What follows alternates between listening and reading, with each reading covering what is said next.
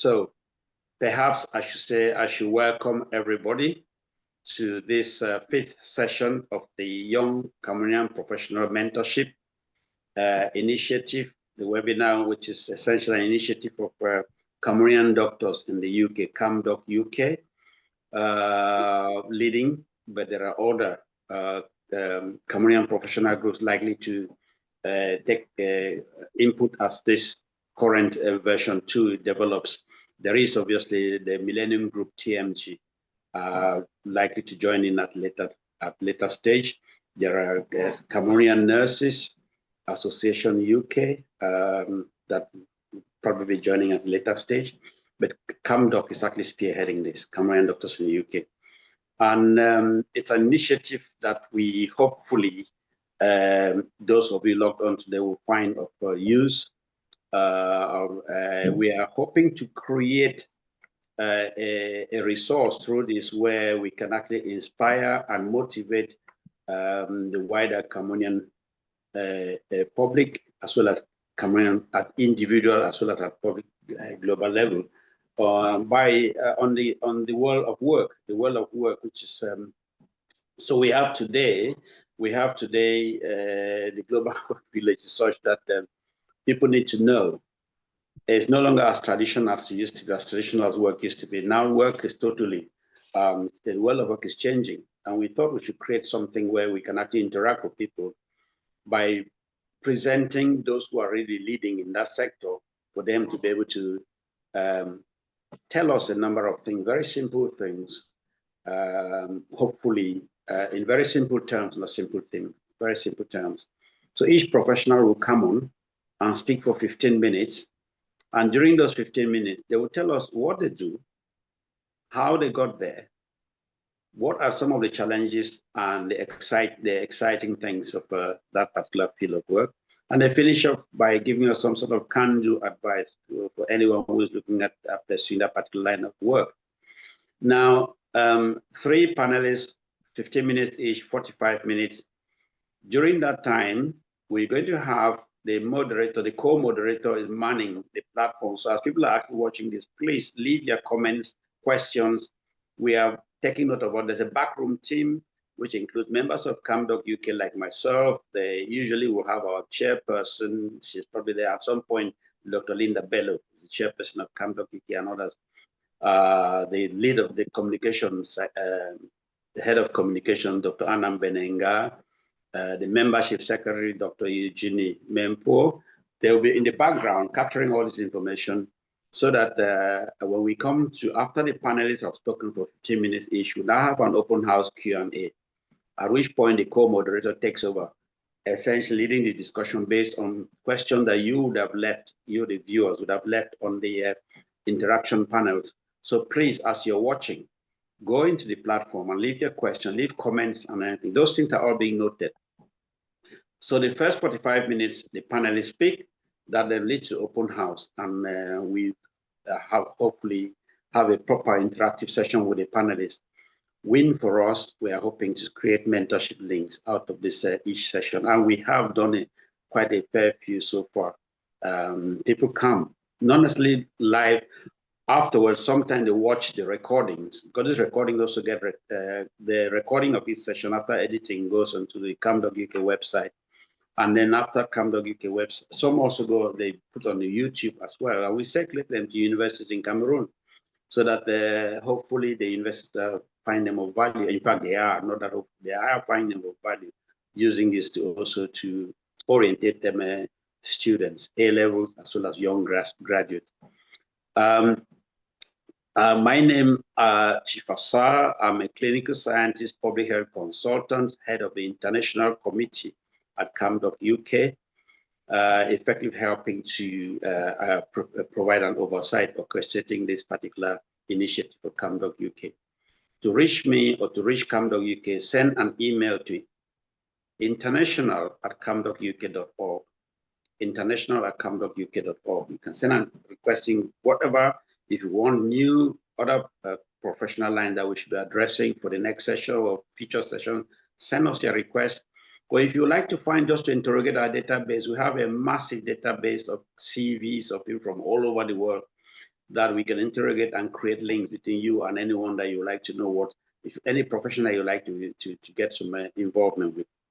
Okay, so like I said, we should keep this thing within 2 hours.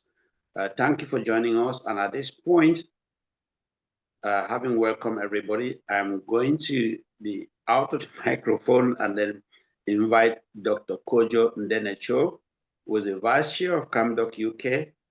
Dr. Kojo Ndenecho is a forensic medical examiner and is also a medical examiner, forensic medical examiner and medical examiner, and then the UK National Health Service, the NHS, based in the southeast of UK, in Essex.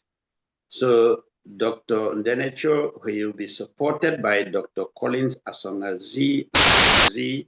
Collins is a recent graduate of the medical school in Bamenda, currently in the UK on a Commonwealth scholarship, specializing in non-communicable diseases.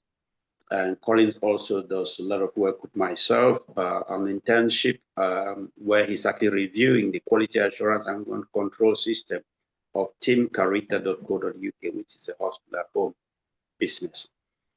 Enough work from me. Thank you again for joining us. Hope you find the session useful. Please go into the comment section, leave comments, leave questions, and then it's time for me to bow out. Kojo, you've got the microphone. Thank you, Chief. A very warm welcome to our audience.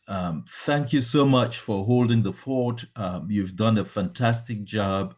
I actually fell victim of the rearrangement of the hours in which it was. I followed the flyer time, which was 6 p.m., but unfortunately had missed on the fact that there were some notes on it, bringing it a big apology to the rest of the crew. Thank you again for doing a fantastic job of holding the fort. I've heard all the presentations, and I would really then crack on.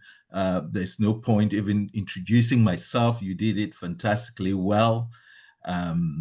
And I welcome. So this, ladies and gentlemen, you once more, we are the fifth series of the fifth session of the series of the Young Cameroonian Mentorship Program being hosted by CamDocUK.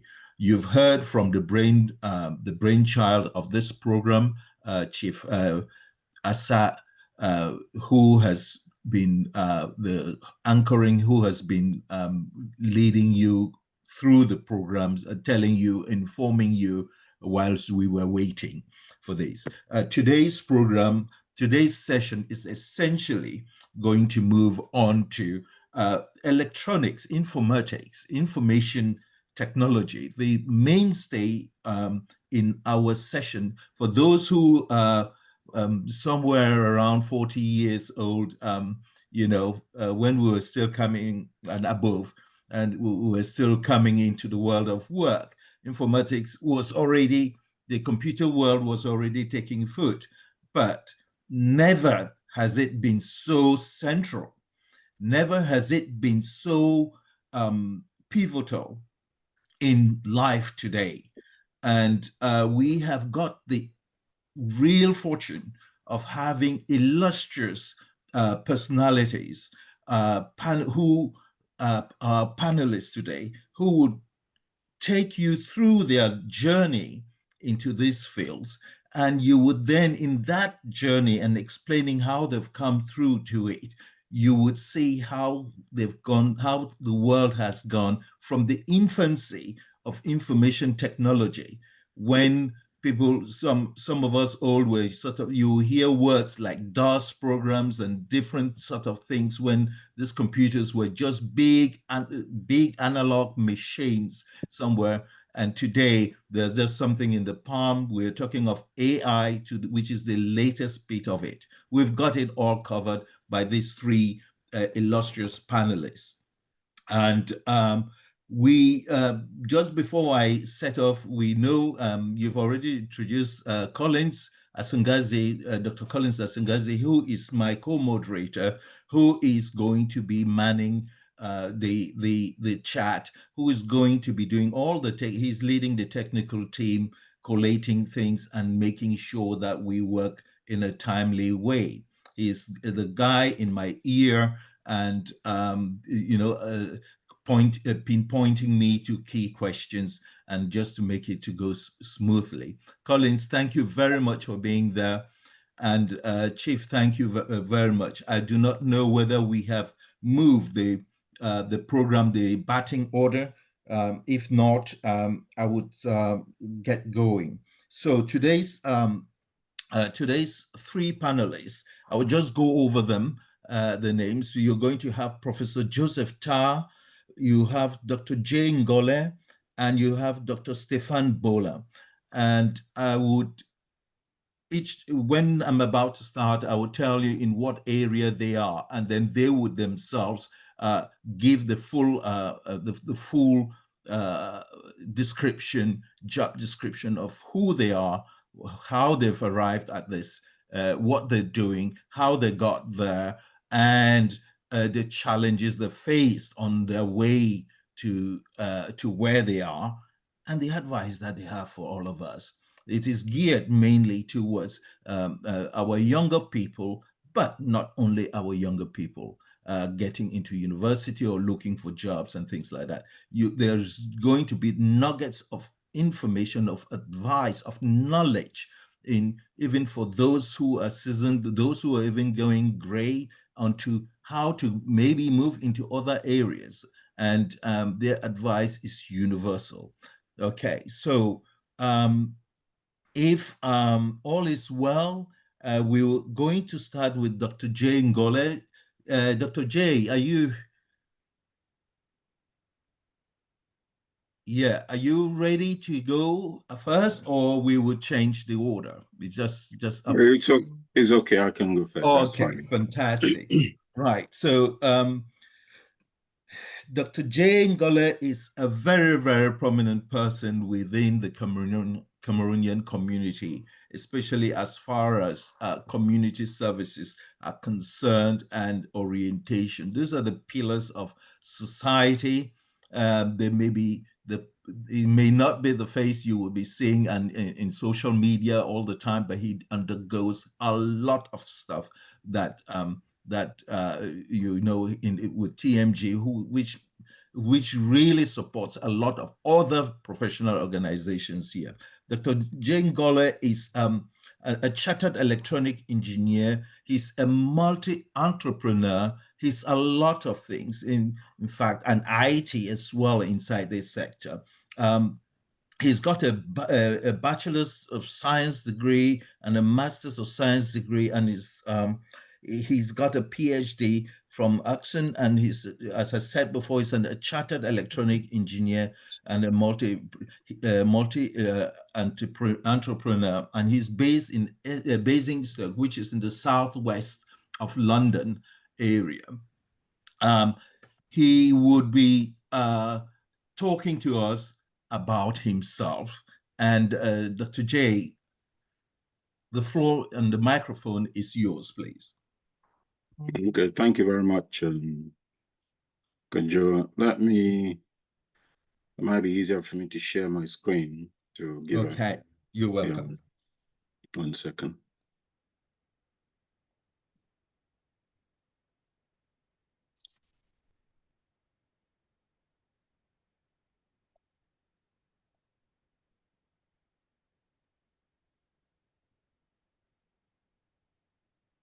Okay.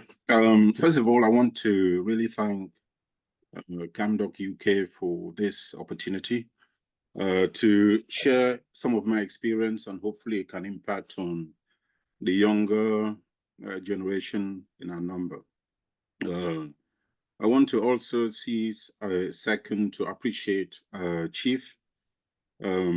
This endeavor would have been partly fronted with the Millennium Group Foundation, for which I'm the chairman, but I could not. And for Chief is obviously one of my trustees, and including Prof. Tar, who's going to be talking earlier.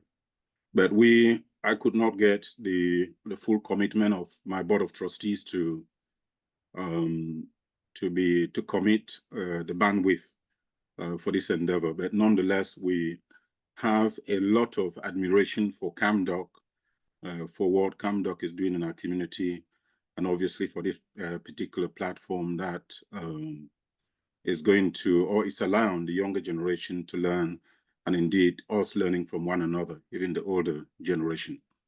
So on my screen really is my qualifications in general. In my professional cycles, I'm known as an engineering scientist because of what I do, and or a senior technologist. Chartered engineer and registered with the Institute of Engineering and Technology.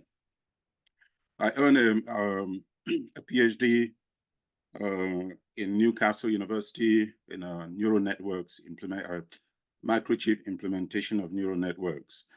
Prior to that, I had a bachelor's degree in the same university.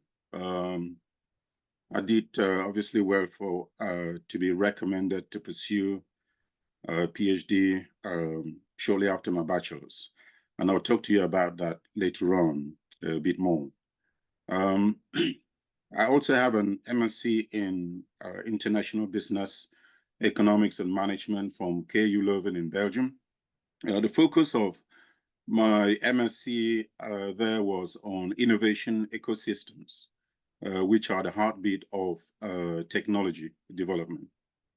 And then I also did an MSc in medical technologies at City University. Currently, I am a chair and CEO of the Versita group of companies, which I'm going to talk to you about shortly. And also, I had a number of charities, one of them being the Millennium Group, and also another one being Anvil, Village Anvil. The agenda, what I'm going to talk about would be obviously what I do. Then next would be my challenges and all advice to the younger professionals in our number. And then I'll give my story where more of that could be picked up, time permitting. Like I said, currently I had a number of companies, all very successful and actually multi-million pound companies. The first is a holding company, Versita Limited, which I actually use now for my consultancy work in general. Then the next is Versita Care Limited, which Chief Asa'ah mentioned earlier. And then I also have a portfolio, a property portfolio under another company named Versita Property. But I'm going to talk predominantly about my technical work. The rest of them, you can find the information on the internet. What I do currently as a consultant, I offer, given my background, I offer targeted advice to in a range of sectors. One, to companies and R&Ds, institutions. There, I offer advice on technical due diligence and feasibility. Any institution that is perhaps wants a new face, I offer my skills to look at the company and do a situation analysis and offer advice on how best the company can move forward. I also offer advice on R&D, research and development strategy and commercialization. And I also do digital and AI transformation. And I do some in-house proprietary work, which I'm also going to talk about shortly. I also do offer advice on venture capital and private equity firms. All of this by virtue of my management, the MSc in international business economics and management. So I offer deep tech investment due diligence, portfolio company value creation. Next, startups as well. I engage with small startups that are ambitious. First of all, how to secure funding, but also from a technical perspective, technical strategy and architecture review, where they want to be, essentially, scaling up, blueprinting, and corporate venturing. So in a nutshell, these are the areas that I offer my consultancy work. So I travel to many places delivering these services. I also just noted earlier that I do some technology development in-house under my company, Versatile Limited. For example, some of these technologies, they impact across the companies that I run. The care company, for example, I'm developing and hopefully phasing out very soon an integrated care management system internally. And these are all AI-driven proprietary technologies. I'm also developing some technologies to unmask the carbon footprint opportunities for Africa. I'm also developing blockchain technologies to stem corruption, hopefully in Africa in particular, and also to help reduce conflict. So those are some of the technologies that I'm developing in-house and actually trialing them out sometimes when I go to Africa, in places like Nigeria in particular. So I do some work already with the government of Cross River State, and also some of this work being tested out on the ground back in Cameroon. So my background experience that has given me the strength to be able to do what I do. I've worked across the world, obviously UK based, but usually I've done a lot of traveling. I started off when I moved to Basingstoke in industry with a company called Cypress Semiconductor. And during that period, I spent a lot of time in the US, in Silicon Valley, where our headquarters is, or used to be when I worked for the company.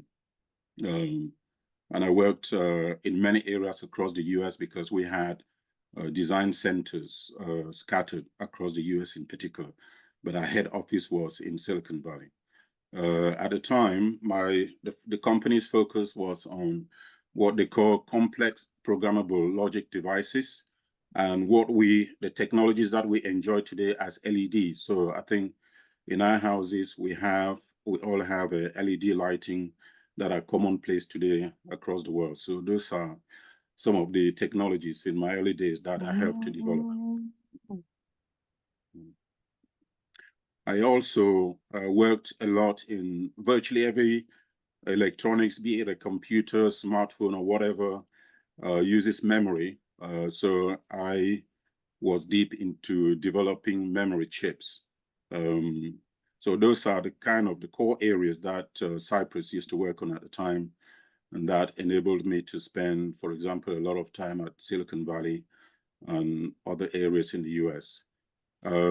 Subsequently, other areas that I worked on, say, for example, in Asia, if, for example, the US were to go to war today with China, it would be on account of where I used to work in Asia, in Taiwan. It's a science park that those who know, for example, in Cameroon, I liken it to when I'm driving through Bonaberry, somewhere in Douala, massive, all the length of it. That is the seat of what they call the Taiwan Semiconductor Corporation. That company actually produces possibly 60 to 80% of the microchips that are driving technology across the world. So I worked there as well to develop the underlying technology on semiconductors, which requires knowledge of semiconductor physics. And there as well, I was part of a group of consultants that were sourced out of Europe, 4 of us, to develop a blockchain-based technology for crypto coin mining engines. So that is the kind of expertise that I acquired during my time in Asia as an expert. I've also worked in Japan as well, on similarly on semiconductor technologies in different business parks there as well. And in Europe, I have worked in places like a place called IMEC in Belgium, which is the seat of the likes of the European Space Agency, where I was integral to developing some of the core technologies for what they call radiation-hardened integrated circuits or microchips for space applications, as well as for in CERN. CERN is the European Center for Nuclear Research based in Switzerland. Some of my technologies have been widely used in space applications, be it rockets, and the likes of what the richest man in the world today, Elon Musk, is using. So back here in the UK, I worked with a company called Aswin, as well as Huawei, who specialize in touchscreen technologies, which essentially your iPhone or whatever touchscreen that you've seen or used, the underlying technologies are what I've worked on over quite a long period of time. I've worked on with at Rolls-Royce in Bristol, which that was predominantly during my time at the University of Oxford, where we were aiming at the time for Oxford to become a center of excellence for jet engine condition monitoring. Essentially, when an airline is flying, the engine needs to be monitored on the fly to predict possible engine failure. So several failure mechanisms, such as simply throwing chicken inside an engine whilst it's running. So we test it to the limit. And part of that research and work was to also develop sensor chips to sense, for example, airline pilot fatigue. So whilst an airline is flying, there were times, hopefully that doesn't happen nowadays, but where it could be evident that the pilot is getting a bit tired and therefore they need to do something about it.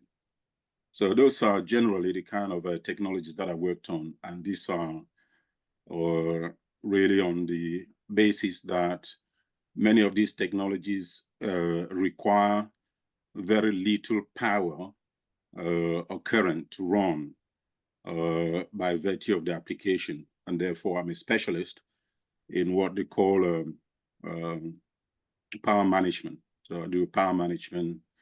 For example, working in Europe, I was part of a key team to develop, or source here to develop the charging system for the iPhone 7 in particular, and also for Samsung, the charging port as well. And then when I worked with in France with Motorola, my role there was to develop collision avoidance systems, essentially how to properly discharge an airbag in your vehicle, particularly in vehicles such as the modern vehicles today. But I think our focus at the time was on vehicles produced in Sweden, the likes of Volvo, and I think Saab it was called, yeah, Saab. So that's the kind of the technical work that I did after I moved to industry. Prior to that, in academia, I worked in Uppsala University as a postdoc, visiting fellow shortly after I completed my PhD. they're essentially to develop microchips for neural networks. And I'll talk about slightly, hopefully time permitting, a little bit more about that later on, because much of my work has been influenced by those foundational skills that I acquired through my studies and PhD. And then I was also sourced to move to Oxford. I was given a lectureship stroke researcher. I worked in the robotics research group in particular, where I helped to develop some pioneering technologies such as in vision, modern cameras such as speed cameras today were actually developed in my lab, where I developed some of the best what they call pixels. These are the building blocks of any vision system, be it modern cameras that we use today.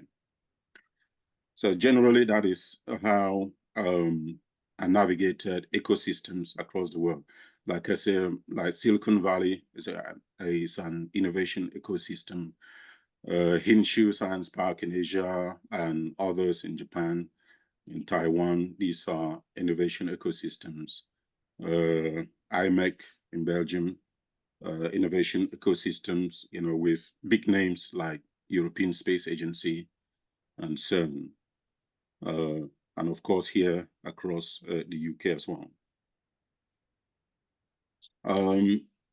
So before I move into my story, if I've got just a little bit more time, I wanted to ensure that some of the challenges that I faced through from growing up to where I am today, the young generation amongst us can be able to pick some of this up. And then the general advice that I have is that you need to know yourself to be where, for example, if you were to follow me where I am today, you need to know yourself and nurture inner resilience, hopefully with the support from your parents. Because especially my time at Oxford, where Oxford University and Cambridge and the kind of college-based institutions here in the UK, they have a culture of what they call the college system. So everyone belongs to a college. And in that college, you have a very intimate relationship with your tutees, people whom you tutor, you teach them, do a lot of things. A lot of parents perhaps tend to push their children to work extremely hard, which is good, go to the likes of Oxford University, but I've seen children who go through mental health because of the pressure, fear of failure. So, and it turns out that some of the things that I picked up working with my tutees was that some children hardly knew themselves, but they were guided all along and pretty much pushed by their parents to pursue a particular direction, which may be left to themselves. They could have done something else. They need to have self-discipline as well. Don't be distracted at all. Resist peer pressure, and then pursue a path you enjoy, you believe that you can enjoy. All along, I believe very strongly that I really pursued a path that I enjoyed very much to be where I am today. So my story. So for the bit more time that I have, let's see, about 6 minutes perhaps. My story started with this diagram that I have on the screen. You got 5 minutes to go here. Yeah, thank you. My story pretty much before at the higher level of university and career started here.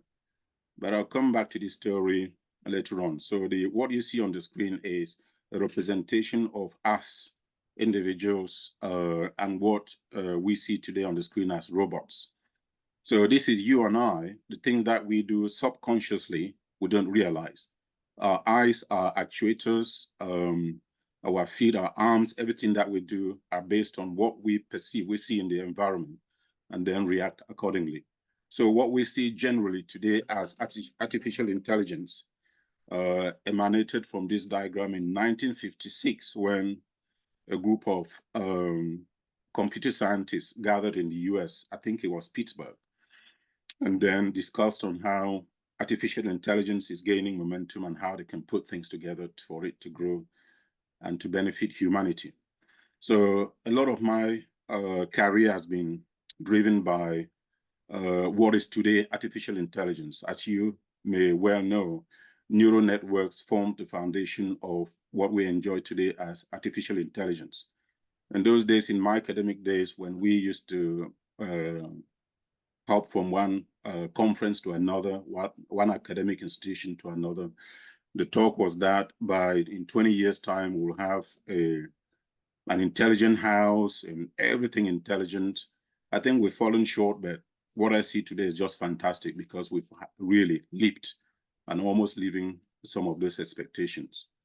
But I started as before getting to this, back to this, I started as coming from a village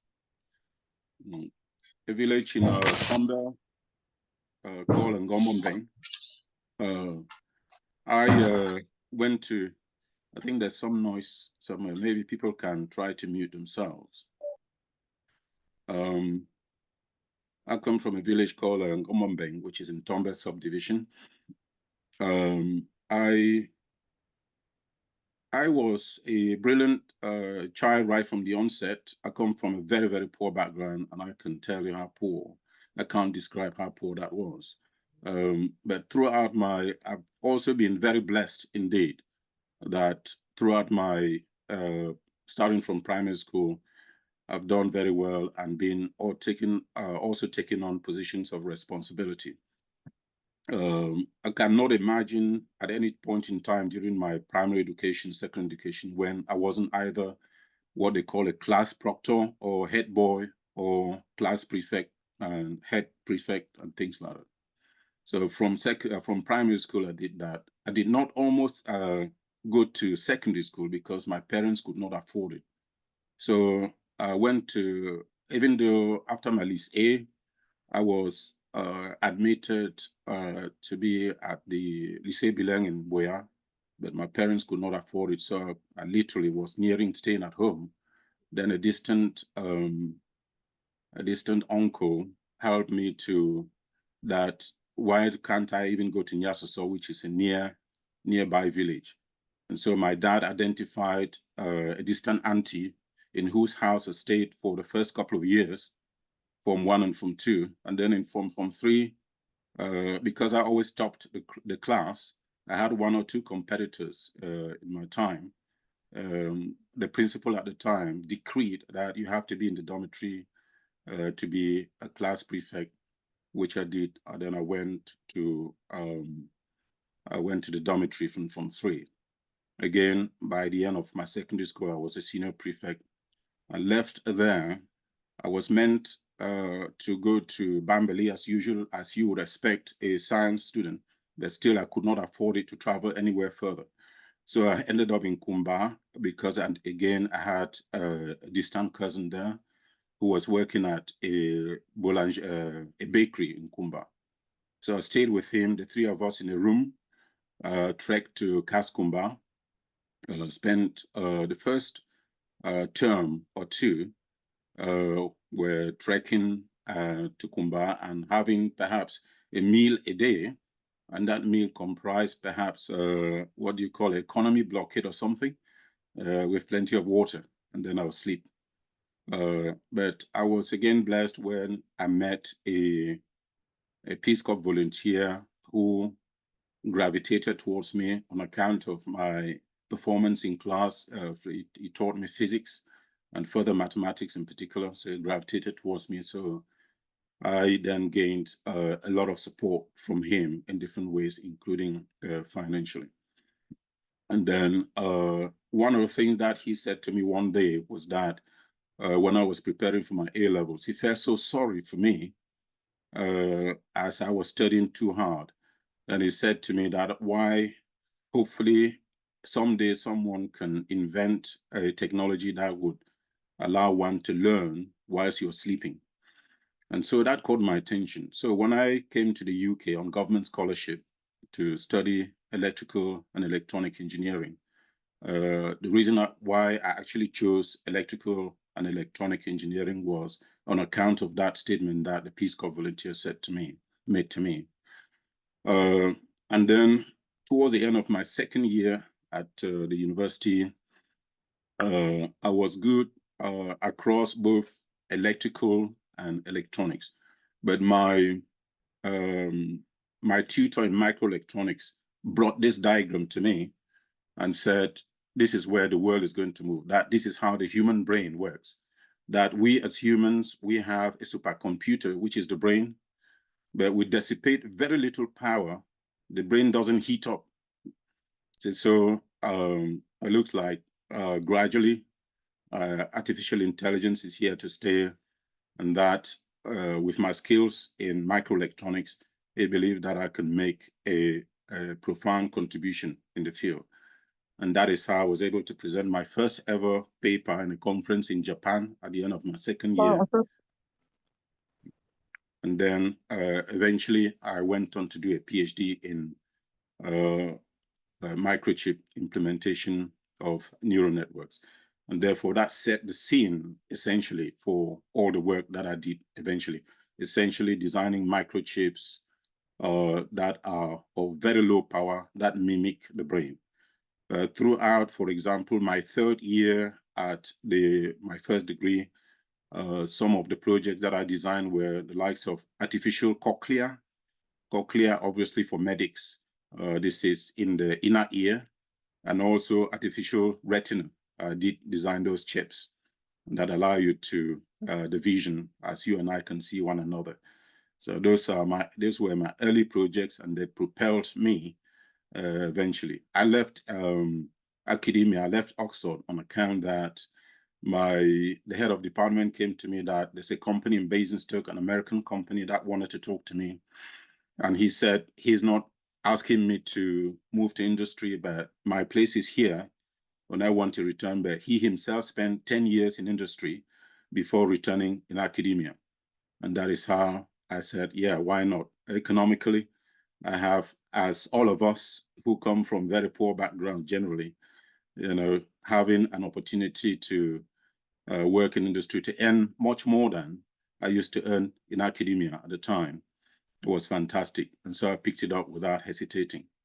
The reason why I found myself in Basingstoke. But since then, I've been hopping from one innovation ecosystem across the world to another. And today I'm running my own businesses and developing new technology. Yeah, Doc, just time to wrap. Okay. So that being said, I think what you can pick up, I'm hoping that I've given a story, a personal one, in the sense of resilience. I had no one to mentor me when I was growing from primary school to tell me that these are the subjects that you need to study. It was a near miss for me on every occasion. So, but I knew myself where I wanted to be. I wasn't distracted by my friends who came from maybe homes where they could provide for them. I wasn't distracted. So I pursued what I had to pursue. And here I am today. And hopefully you can at least copy that personal resilience and discipline is very important. Thank you. Thank you, thank you, thank you. What a way to start off. As ladies and gentlemen, I did promise you that this is going to be a fantastic evening. We have just been lucky to witness a fellow Cameroonian. This program is not aimed, this Young Cameroonian mentorship program is not aimed only at Cameroonians. It is aimed at other group areas, other African nations, or other people who would learn from this. This is showcasing the talent we've got for people to see that we've got people in places. Impressive as it is an understatement about Dr. Jey Ngole's achievements. And he's not gray. He's still got black hair. Look at what he has achieved. This is a fantastic thing. And it is really at the heart, it just makes us really truly believe in the mentorship programs. He's concluded by saying how important it is to have mentorship. And this is what we are doing. And the idea of having resilience, discipline, and the input of parents. But there was a very, very good health advice there. Having parents who would provide you mentorship, provide you with the environment, the tools for which to progress is one thing. Helping you to choose to go into places and identify them is one thing. But that we, as who are now becoming parents, we should be mindful of how much pushing is good and how much it could be damaging. Very, very, very big words of advice. And I'm sure none of us today would be entering a car without and looking at the airbags and not think of you. None of us today would be touching our mobile phones and touching that touch screen without thinking of your input in the technology that developed it. None of us would be flying and not think of you developing those safety devices that keep the plane flying safe and the pilots from slipping. And your input has gone even into space, into rocket science. It's a commendable achievement. Thank you so much. I would leave questions. I would leave some questions, pressing questions to the end, just because of matters, because of issues of time. Ladies and gentlemen, I would, while Collins keeps on monitoring the inbox and the chat box, we would move to our next speaker, who has got another, well, look, we've got, list A actors today on our panel. And so the next one is going to be Prof. Jota, who is, let me just get that right, get back to my screen here.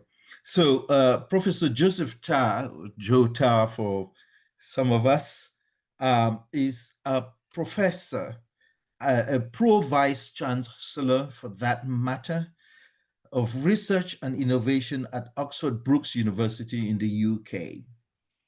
He's at the basic level, he's a civil engineer, but he would tell you himself, he's just not, just like Dr. Jey Ngole, he's just not one person you can categorize as in one field. He has got a series of other fields, and he would tell you, and I know it will come up from his talks, advising us not to be limited just to one field. We should be considering others. Prof. Jey, Prof. Joe, are you there? Are you ready?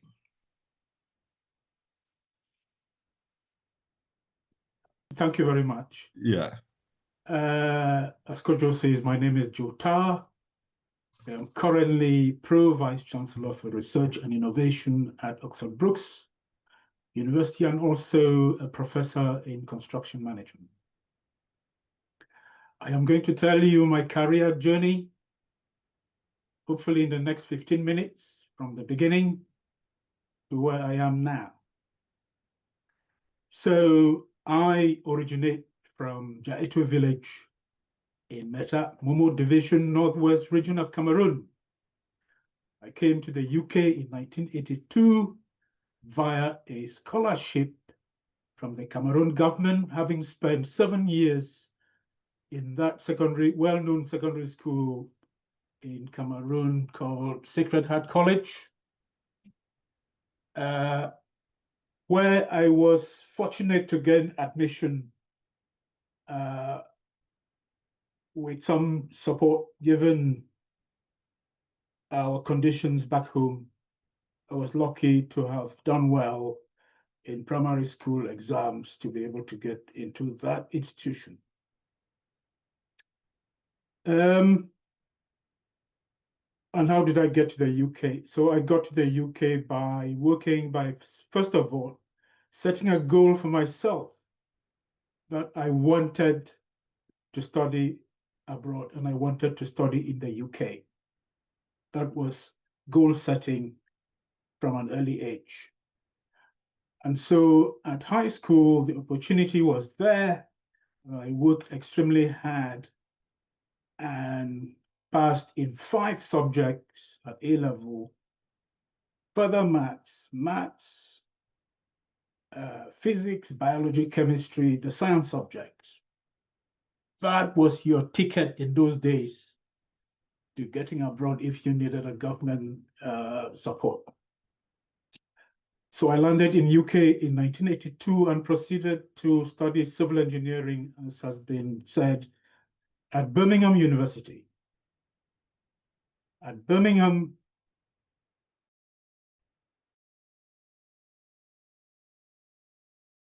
studying civil, a strong interest in computer programming and computer science. It has to be said that coming from Cameroon, you had never seen a computer, let alone know about computer programming. But I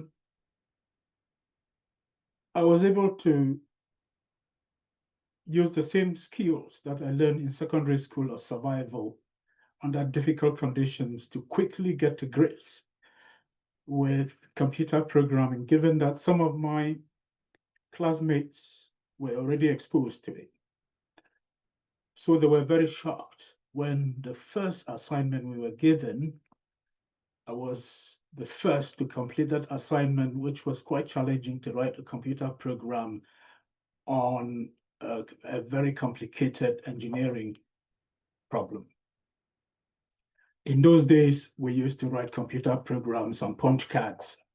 I'm sure most of you are too young to understand what that is, but they were just basically cards that you punch a hole in it by using another machine, and then a mainframe will run the cards and solve whatever problem you're trying to solve. And then if you pass that in those days, in your first year, when you get your second year, you're allowed onto the mainframe computer that had a terminal in the computer science. So I'm just saying in the computer center, I'm saying this just to say that most of you are very fortunate now to hold a mainframe computer or something even stronger than a mainframe computer in the smartphone in your hands. Some of us had to work extremely hard to get things done, like developing an app back in those days. So I completed my civil engineering degree and progressed to do a master's. So in civil engineering, your undergraduate studies, you are taught a lot of computational things. You can calculate things around bridges, water flows, thermodynamics, fluid mechanics. It doesn't prepare you for the world of work. And I had an interest of going back to Cameroon to start up my own engineering company. So I proceeded to do a master's in construction management, where you will have the opportunity to study how to manage people, how to manage equipment, and how to understand the materials that people and machines turn into buildings and bridges and what have you. I was also conscious that I had a lot of extended family who had done technical studies around construction and building, and it was a fantastic opportunity for me to get back home and provide some leadership in setting up a company to employ all of them to have work. But whilst doing my master's at Loughborough University, again, I came across a challenge given to me by my head of department, who was my supervisors for my project, to write a computer program that did something that was too complex for many people to do. Fortunately, I was able to do that within the 3 months of a master's dissertation. And he didn't tell me that the problem I was solving was for one of major construction companies in this country until I'd solved it.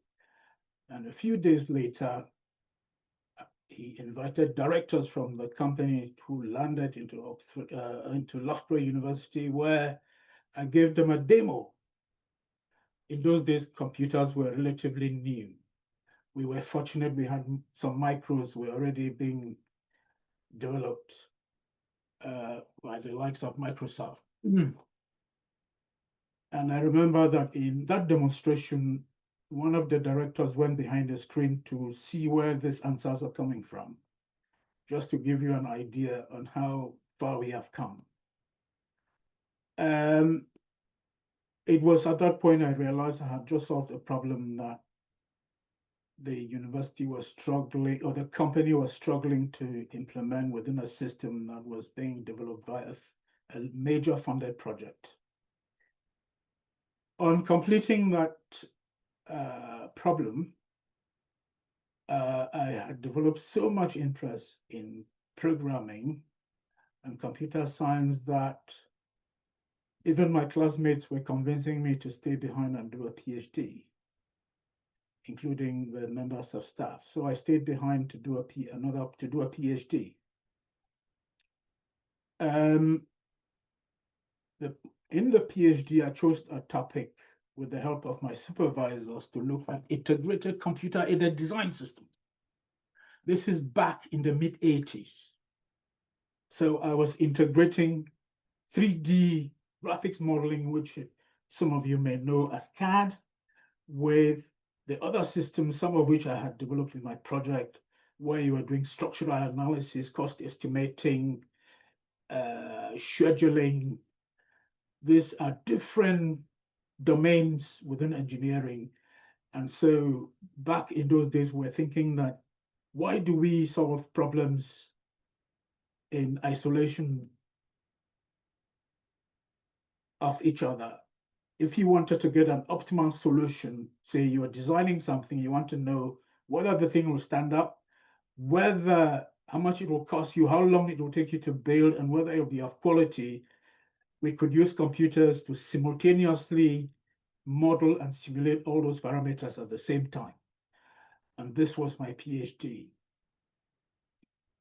The PhD was meant to last for 3 years, but somehow I managed to finish it in 2 years, which meant that I had another year free to do other things. So I used that free year whilst waiting to do my defense to continue to solve other problems. And then artificial intelligence was coming up in the form of what we call in those days expert systems.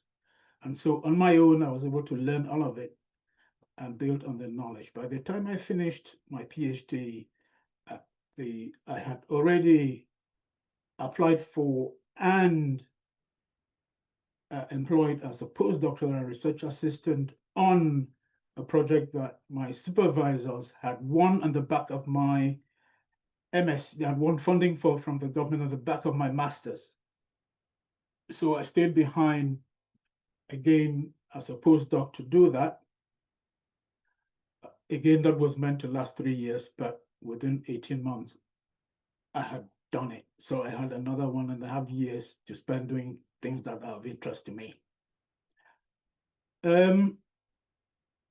It gave me plenty of time to also publish a lot of high quality papers out of what I was doing from my PhD and the postdoc. So I published quite a good number of papers, a number that was higher than was normal for somebody at my career stage. As I say, within 18 months into this, I already had ideas that I wanted to pursue on my own in my own right. In those days, combining computing and engineering was at the forefront in the US. my intentions were to go to the US, and a job came up, a senior lecturer position came up in London South Bank University for a year. I took that as a stepping stone to get to the States. By the time I got to London and started, within that year, I had won as a principal investigator 2 large research projects from the government. And my university convinced me not to go anywhere. They extended my contract indefinitely. So I stayed there and continued to undertake research around integrated systems in engineering and the built environment. Within 4 years, I was promoted to a reader. A reader is the stepping stone to a professor. And within 3 years, I was promoted to a professor in 1999, a professor in construction management. I'm going to skip through, for the purposes of time, I'm just going to skip through milestones now, just to give you an indication of how my career progressed. So at that time, all those projects involve bringing in various developments in AI into engineering. So I told you earlier that I went from expert systems, I went into case-based reasoning, which is another technique of AI. From there, I went to genetic algorithms. So I followed the AI techniques as they came up in applications in engineering, to neural networks back in the early 90s, which is now the theory behind the AI we're all enjoying today, like large language models, which are implemented in things like ChatGPT and Google Gemini. In those days, we had serious shortcomings in the chips to run these technologies, and so they did not really fly that much until Google came along with exploiting the internet with their search capabilities to hoover a lot of information from us, and with the chips becoming cheaper, they were able to put a lot of computing to make neural networks work in the sort of hardware that Jey Ngole was talking to you about earlier.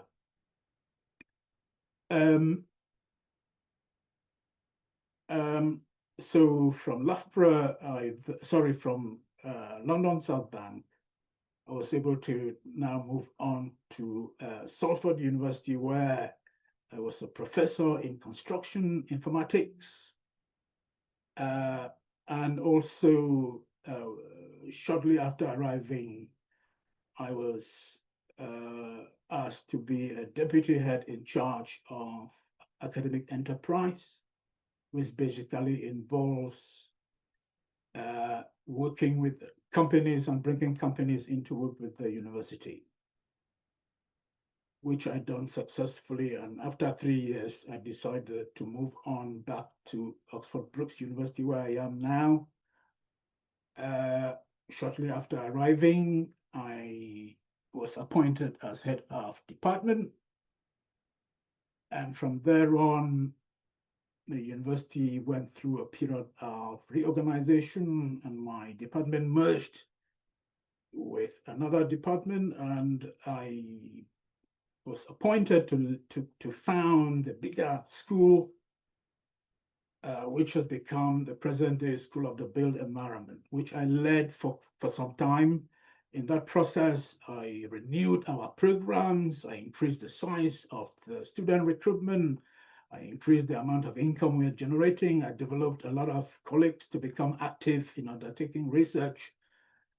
And then the opportunity came to be appointed at the higher level, which was appointed as Associate Dean for Strategy and Resources at the faculty level, which I did. And within another year and a half, I was again appointed to be the Prov-Vice Chancellor and Dean of the Faculty of Technology, Design and Environment, which was 1/4 of the university. So I was basically responsible for running 1/4 of the university.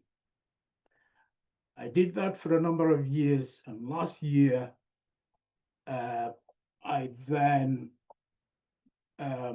was again appointed as the Pro-Vice Chancellor for Research and Innovation, which means I am responsible for leading on the development of the whole of the university strategy in research and innovation and delivering it.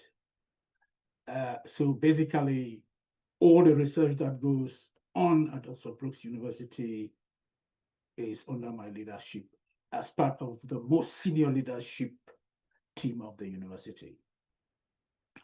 And what do all these leadership positions involve? They involve managing people, they involve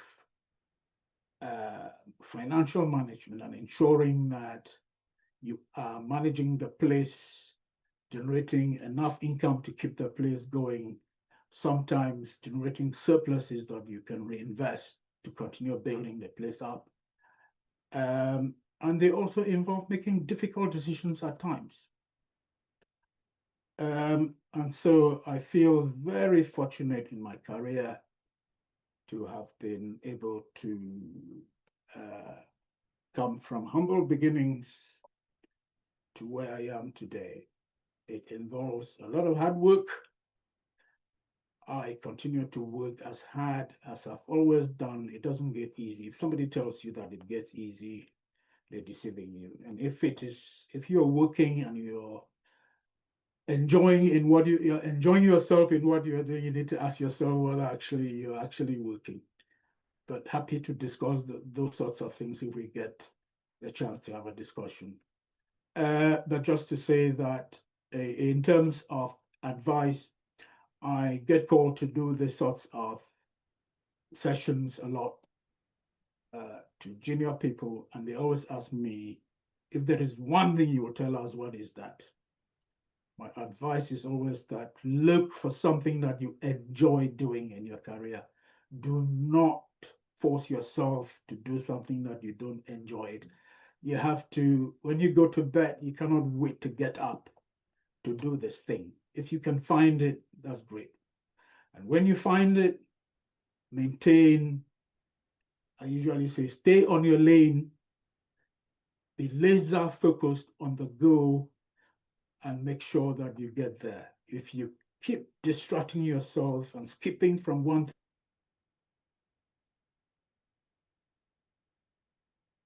you're not going to go very far. Stay there for now. That really has been an opportunity and an honor to be able to share my journey with everybody. There's a lot in there. If I had an hour to talk to you, then probably we could go into some real detail, but I'm just going to stop there. I'm conscious about time. So thank you very much. Back to you, Kojo. Yeah, thank you, Joe. This is another sterling presentation to our community of Professor Joe Tar. There's going to be a constant link going through all of our panelists. You would notice they are hardworking people. They are focused. They are disciplined, but they also give us the tip. And I no doubt that Dr. Stephane Bolla would add to this, that you need to have passion for what you're doing. Enjoy what you're doing, because the hard work becomes, to some extent, play. It gives you the motivation to get up and do it. Thank you so much, Prof. And as we said, we would keep the questions for the Q&A, which will come after our next panelist, the third one on this star-studded group. This session is really a star-studded one, undoubtedly. Dr. Stephane Bolla is going to be talking to us next. He is currently the director of STEM, AI digital innovation, and he's also a computing consultant. He is the one who, for our youth here, is going to be even more relevant. He's the head, he will tell you in a short while though, but he heads over 5 institutions in London, covering to a capacity of about 20,000 pupils and personnel. Do not be fooled by his youthfulness. He is indeed another sterling person we're going to be hearing from. Stephane, the floor is yours. Thank you, moderator. I hope everyone can hear me. I want to thank everyone for coming here today, but I particularly want to be grateful for the opportunity. But also, I want to acknowledge my own son, who is actually joining onto the Zoom today. He is a cybersecurity and AI in the making at one of the universities here in the UK. But also, I think I've also seen I saw my father-in-law somewhere into the Zoom. So I think this is going more of a family thing, and I'm hoping that all the friends and family who have joined today will clearly going to enjoy that. If I can interject, it is indeed the whole purpose of this. Even though we see the numbers who are going to be on the Zoom, a lot of them are with family. Maybe Chief would have said this. And I also have to confess, I've also got my son on, who is doing computer engineering, computer sciences, and who is also a CamDocUK is IT support person. So we are all honored to have you here. And yes, carry on. Thank you. So I would like to call this my journey from code to senior leadership through software engineering and AI and digital innovation. But before we get there, I think it's worth actually telling the audience where I am coming from. And I'm going to use some pictures that you can see on the screen. I would like you particularly to focus onto the one towards the right-hand side, where I'm wearing a stripe red and white. That is me doing my upper 6 then in Cameroon. So I grew up in a neighborhood called Bipanda, that's in Cameroon. I'm coming from a village called Mahohi 2. Mahohi is under the littoral region of Cameroon, under the division of Sanaga Maritime. Those who know Songlulu, where electricity is produced, you cross that bridge, and my village is about 7 to 8 kilometers from there. So I am by tribe a Basa'ah guy, but a full Cameroonian. So I studied in Bipanda. I gained a baccalaureate C, which actually involved mathematics, physics, chemistry, and all the philosophy, English, Spanish, history, and PE. I then came to the UK in 1998. So the youthfulness is there, but I think the experience will be telling. I read computer science. By the time I was in the second year, I was employed by BT, and our job was to write automated software that will enable BT to actually set up their first call centers in India. So I was part of that team, but I wasn't fortunate to travel to Goa, but this is where the call center was set up. Then I worked for a company called ChangePoint, where we had to write some software for Microsoft. I worked around 6 months for that. And then I transitioned into teaching. I need to say that I now work as part of the senior leadership across 7 colleges, and each of these colleges has around 1,400 students. So that gives us something like 20,000 students, more or less. My job is to guide how we use technology, data, and AI to improve teaching, learning, and decision-making.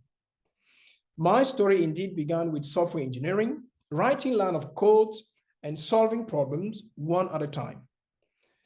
So that's a bit of my background.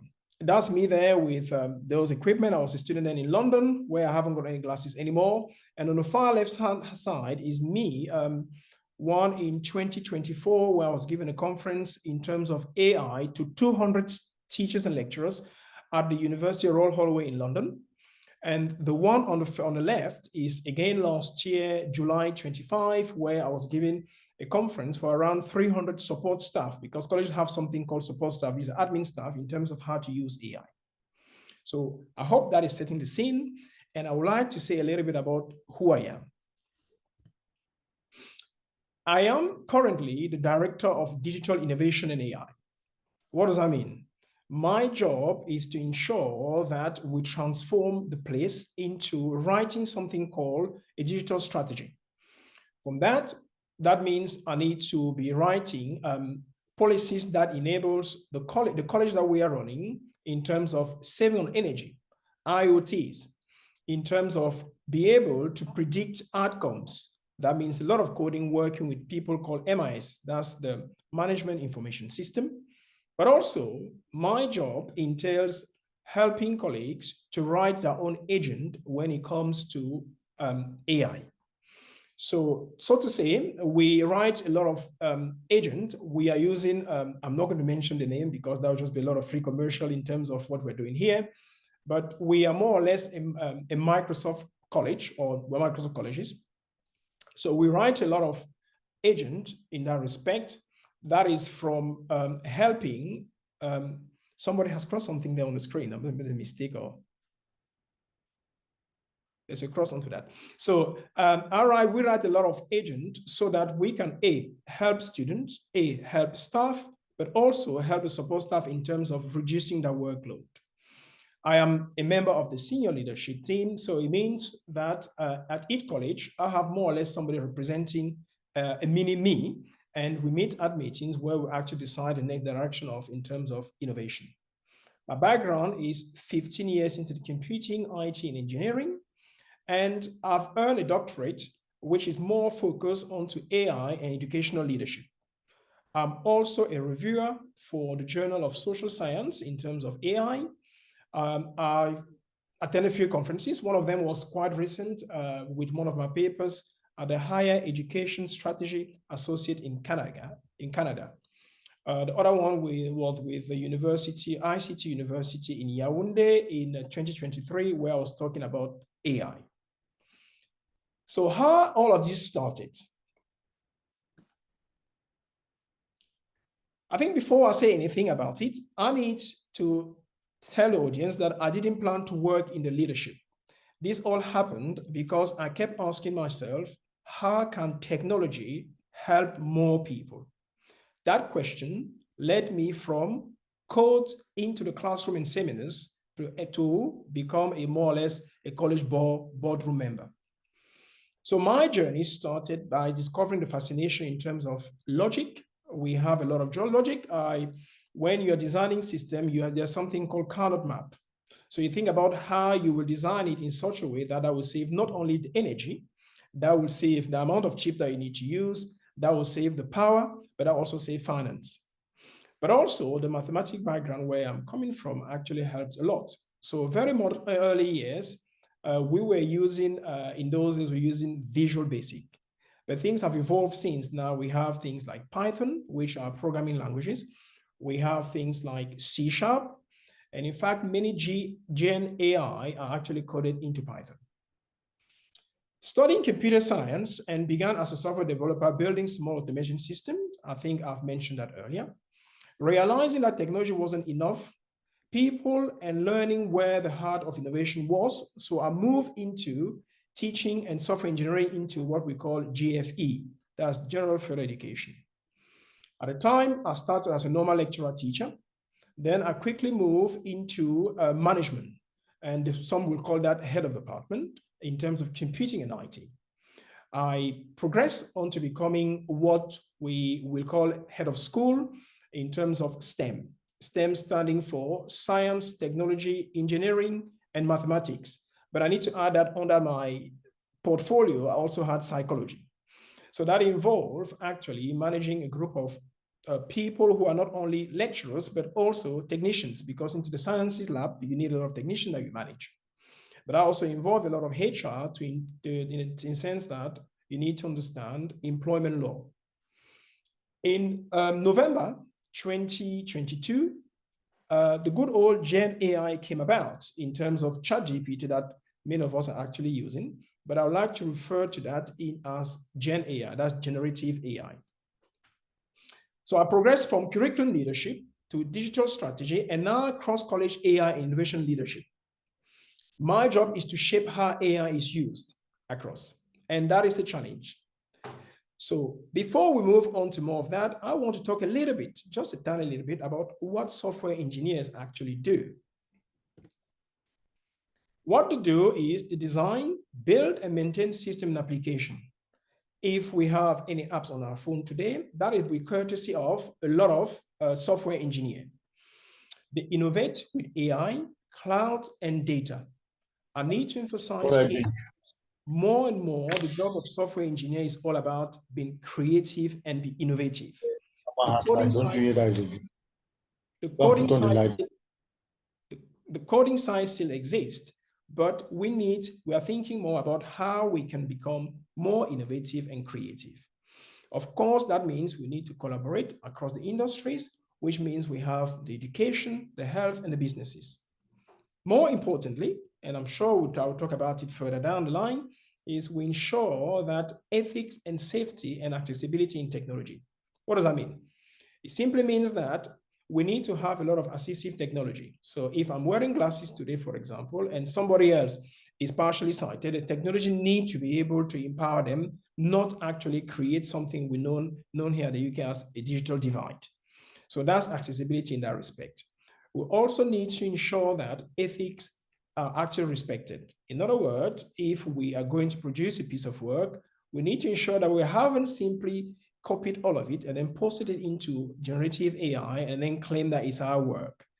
Some will refer that, I refer that as AI governance. We need to ensure that we're using that in a respectful way. So we have a lot of modern areas in that respect. We have artificial intelligence, data science, we have cybersecurity that we mentioned, we have cloud and system architecture, we have software for social good.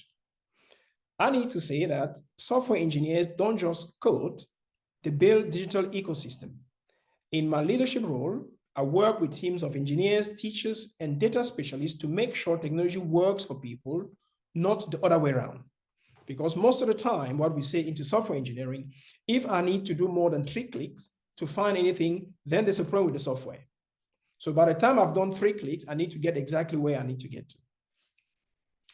Have there been any challenges across the road? Yes, there have been. But before I talk about the challenges that I've met or encountered, when you move from coding software to shaping system, the challenges evolve. It's no longer just about the logic of computers. It is about the logic of people, processes, and purpose. Why am I saying that? As the director of digital innovation and AI, we are now writing systems which enable managers to be able to sit in their office, actually know what is going on across. That means the financial forecast is available to them. That means the student attendance is available to them. That means we have all the rack systems, which are red, amber, and green. They will flag up, and you are able to make decisions based on that. That means that if support staff are able very quickly now to use the AI agent that have been developed in order for them to either summarize the document or use an Excel spreadsheet to check whether or not the mistake have been made, or produce pie chart, or produce projection. That means the presentation could be done. That means if I'm having a meeting, I need to cut that. I need to cut the time. AI can actually record my meeting, summarize it for me, and then push it. So balancing technical expertise and strategic leadership are the challenges that I actually found on my way. Because when you move from operational level to strategic and senior leadership, you need to find that you are leaving either a technical expertise behind and bringing your management skills forward. Building trust in AI. Teachers, lecturers, this is something they didn't particularly want to hear. But we need to refer to when the first calculator came out with the mathematicians. Many didn't want to hear about a calculator. And I also remember when I started university in this part of the world, when the lecturer was saying anything, we're going straight onto Google because Google was new. So building the trust in terms of AI to ensure governance, transparency, and ethics, I think is part, not that I think, it is actually part of my role and part of my job.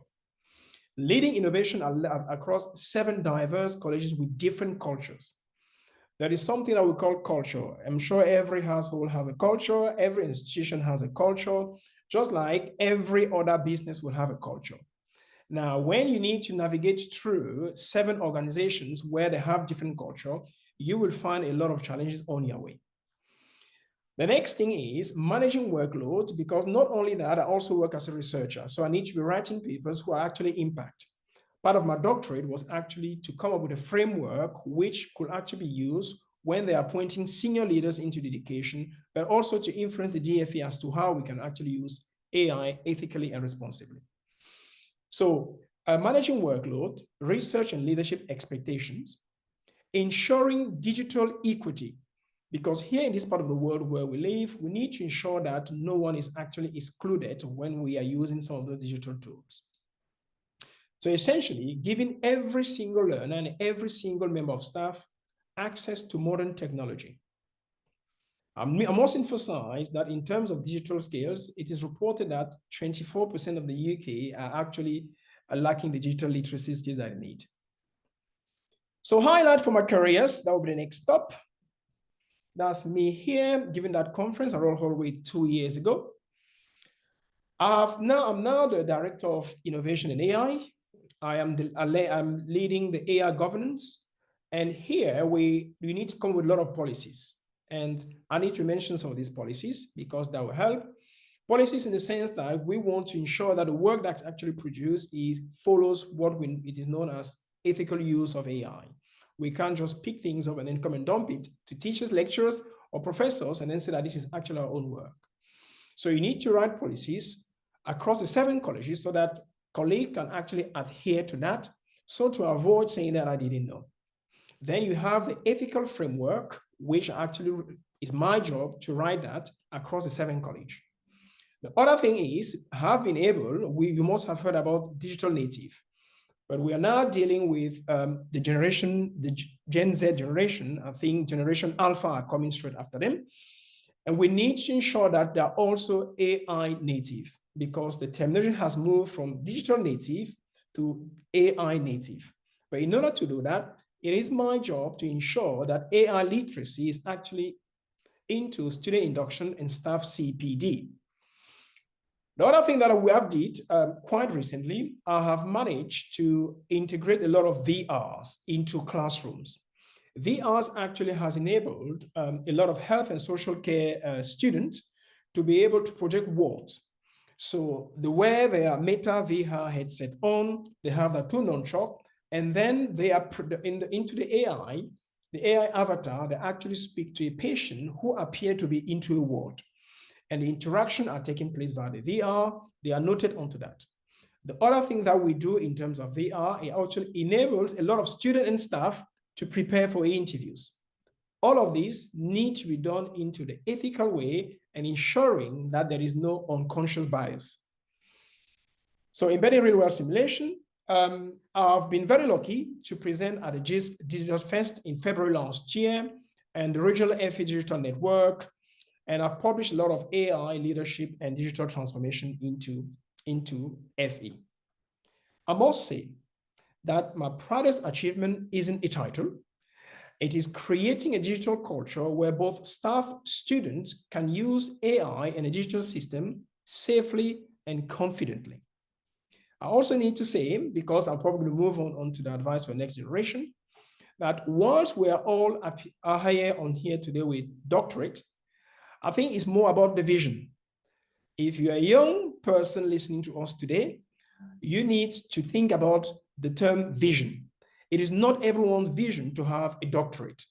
So don't be afraid or don't be overseduced by the fact that everyone today has a doctorate. It's all about your own vision.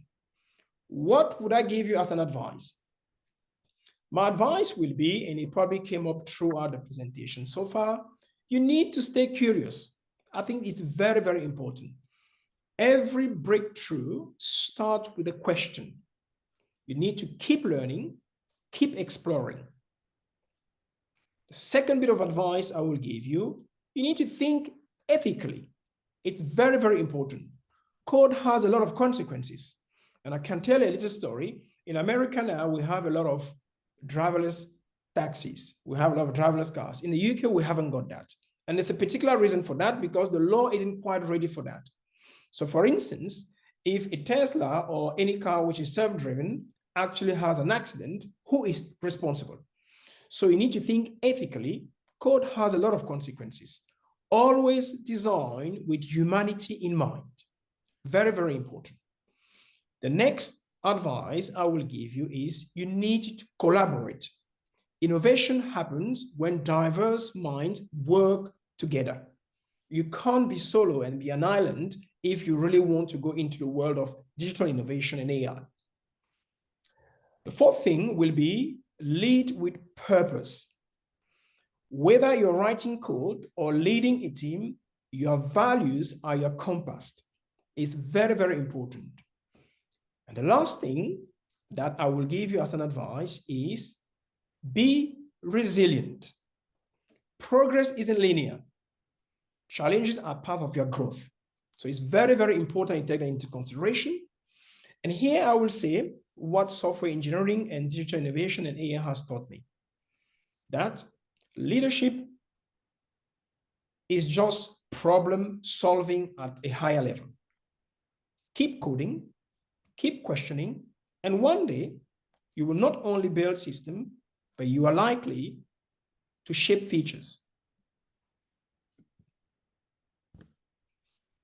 Now, there are many jobs, before I say thank you, there are many jobs obviously into the field of AI that you could pursue, but I know that we'll have the opportunity for questions at the end of this presentation. So I would like to thank you very much for listening. Hopefully you've learned one or two things, but if not, just dump questions into the chat room. I'll be more than happy to answer them, I'm sure, with my co-panelists. Thank you very much.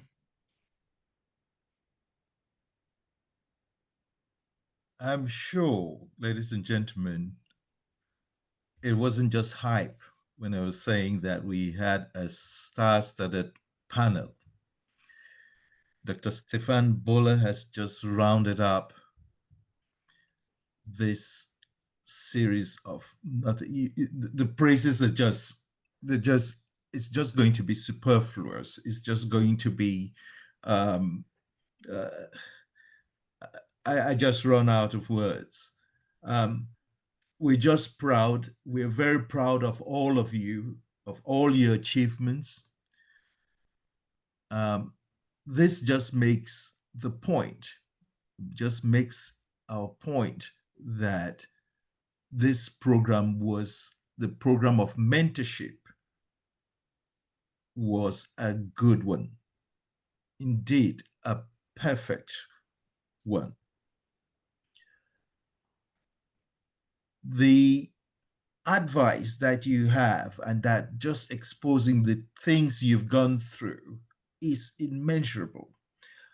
This is what people from and young kids from our backgrounds, from Black and ethnic minority backgrounds, and even those of us who are professionals, we pay money to go to conferences to meet people like this talk. So it must not go, we must not take this lightheartedly.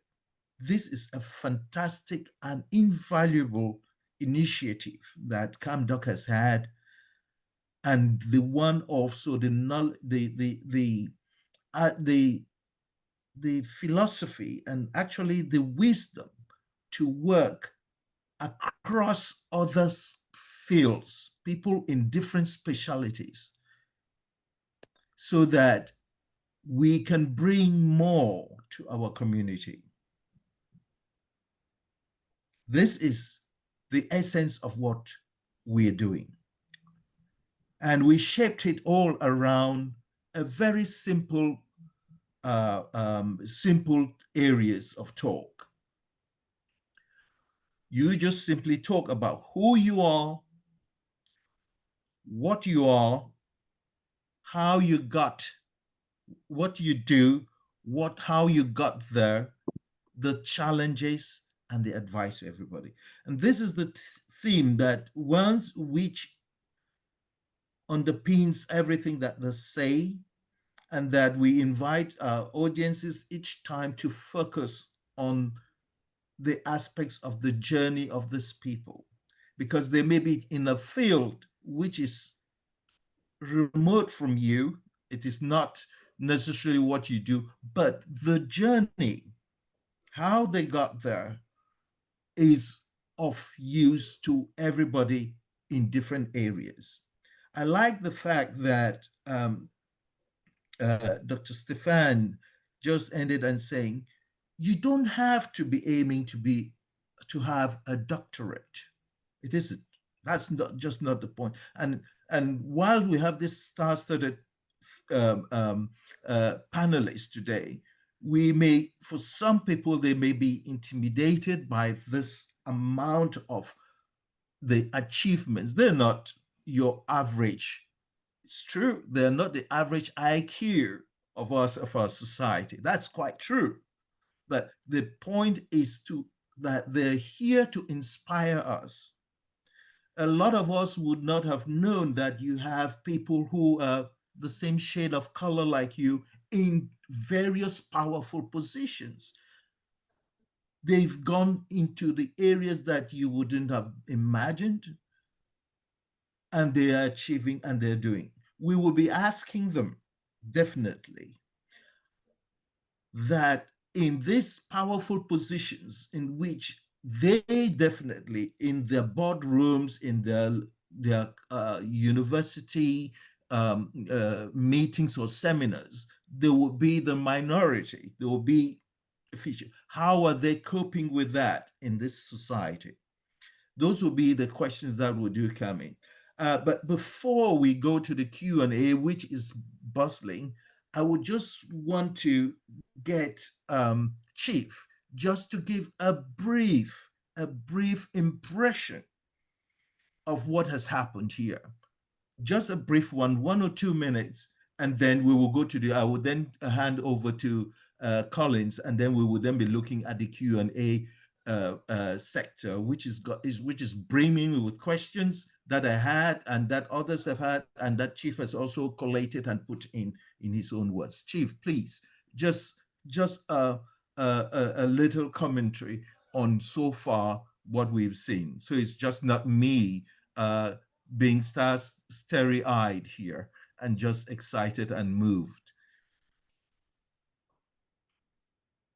Unmute, Chief.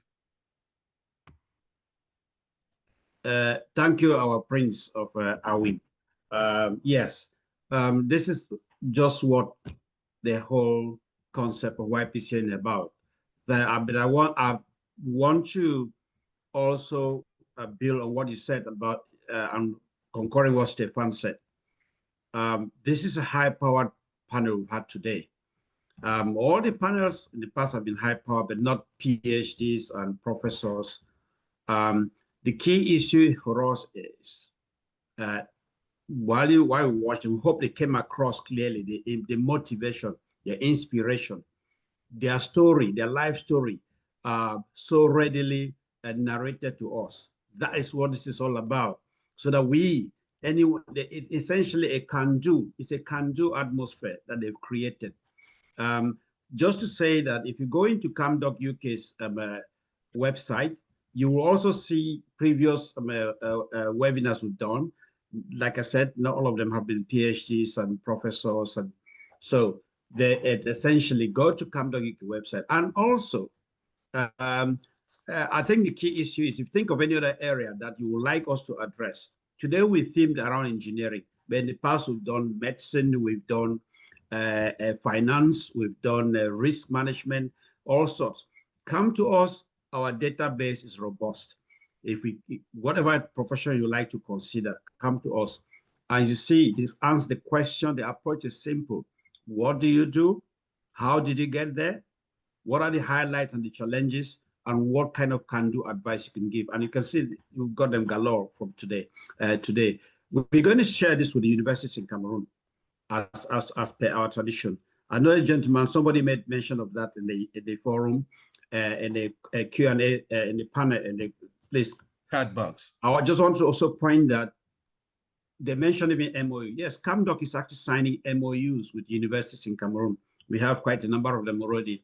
Incidentally, I heard the international committee at CamDocUK. I can tell you for sure that we're signing MOUs with universities in Cameroon through creating linkages. Win for us today will be somebody who will say, okay, I think I was really inspired by Prof. Da's work. I was inspired by Dr. Jey Ngole. I was inspired by Dr. Stephane Bolla. How can I work with them to be where they are? How can I get my children or my relative to get where they got to? Come to us, we will link them up, we'll link you up with them. Win for us is that kind of mentorship relationship. I want to leave it at this point because I know that we're very keen to, the co-moderator is very keen to look at some of the issues that people have left on their comments on in the chat panel. So enough for me for now. And thank you very much again, all of you, for engaging. It is your engagement that is keeping this project going, and we will continue. Thank you, Mr. Moderator. Yeah, over to you, Collins. I know you've been monitoring very keenly the questions. I have also made notes of a few of them, but I welcome you to go ahead with the most pertinent ones or repeated common questions of a common type. So Collins, the floor is yours, please. Yeah, thank you so much, our dear panelists, for today. Most of the questions have been addressed, but it is very important that we still bring them to the hearing of everyone. So one burning question was for Dr. Jey Ngole from Akame. Akame was trying to wants to know if Dr. Jey made mention of technologies to look at pilot fatigue. It's something very important. Imagine that the pilot gets tired, pilots who have long flights and, something can happen. So Akame wanted to know what sort of technologies and if they are still in use currently. So I don't know if Dr. Jey just wants to say something about that to the hearing of everyone. Yes, I did reply to it. I think undoubtedly, all these technologies are now integrated. In the cockpit, for example, you have sensors that are sensing the pilot's demeanor. Are they tired? Are they feeling sleepy? That sort of thing. So undoubtedly, yes, in the cockpit. When we were working on these technologies in the early days, 90s, the view was that they will be integrated. There will be sensors in the cockpit, just sensing, picking up signals from the pilot's head, if you like, and then obviously relaying that information to a computer that then alerts, obviously the pilot itself and also the controller.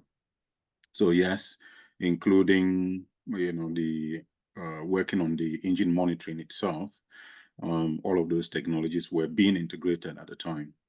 And they were all based on those fundamentals of AI right from the onset, the raw algorithms that we were designing.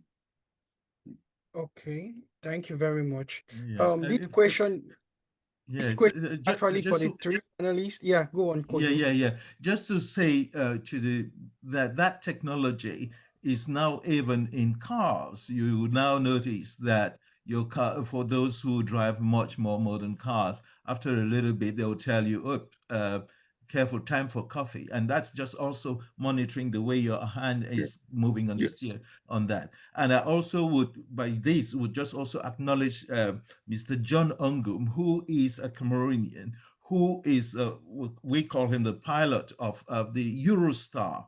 And they have the Eurostar train. He's actually on this with us today, and they have just got the driver, the pilot of the train, which travels over 300 and something kilometers an hour. And they are also monitored with a dead hand there. So if they're showing signs of being compromised or being sleepy or something like that, there's the safety of it to bring that train down to safety. Yeah. So John, we acknowledge your presence in here. Go ahead, Collins. Yeah. Anyway, since you just mentioned John, I'll just give him the floor because I wanted to bring to light the question that John raised. And I even wanted to turn back to him. I'm like, John, you should tell us this thing because you are part of the team. So John asked the question. I don't know, John, maybe you just... yes, we can ask him to unmute. Yes, I've done that now. Hello, yeah, John, are you there? Yes, I am. Good evening, everybody. And yeah, good evening. Yeah, the question was about the AI, the rise of AI and the automation of all our equipment now, and making our jobs, I mean, some of the jobs redundant. So I just wanted to know if we are about to see any driverless planes or high-speed train in the near future. Thank you, John. I'm not sure who that question is to. Is it either to? I can answer some, but Stephane, yeah, perhaps. Yes, you can take some. Then Prof will conclude. Yeah, I think yes. Like going back to my presentation, we worked on the fundamentals of AI, and the prediction was that undoubtedly the reason why AI did not upscale, say, in the early 90s, late 90s, early 2000s, was because of lack of data. There was no data to train models. That has been the reason why AI for a long time was delayed, right? Starting from the 50s when smart people started to come up with the concepts. So yes, the prediction was that even, for example, you could become redundant.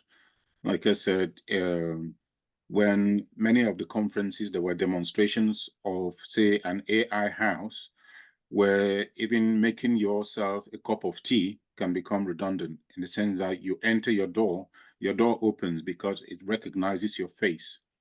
And then it opens, it knows exactly where, well, the exaggeration was that a robot will come and collect your bag. As a professional, you would carry a bag with your documents, laptop in it, collect it, put it aside, and then the kettle will be switched on automatically. And then across the wall, brew a cup of tea will be rolled over to you. So that pans out even to other professions, the wider professions. A lot of professions, the prediction is that are going to be redundant, even as far as even law. For example, that lawyers too become redundant because large language models are able to sift through billions of information, within microseconds, and produce answers. And therefore, I think professions like law, for example, are based on historical references that this law applied on this occasion, and therefore could also, today's case may be argued against that.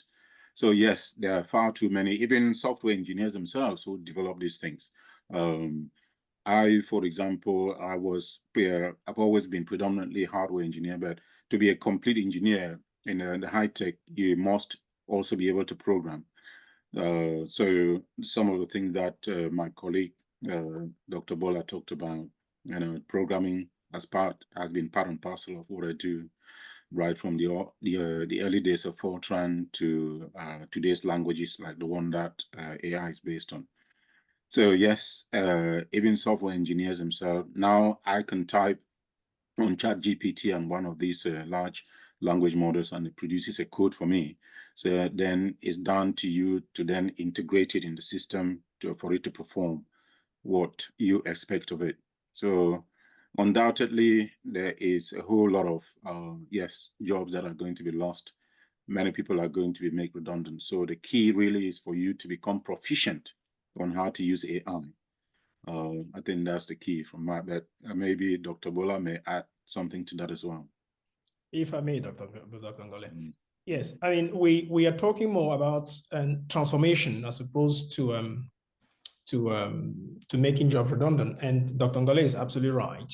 In the field of law, for example, we are seeing a lot of lawyers actually using plenty of AI.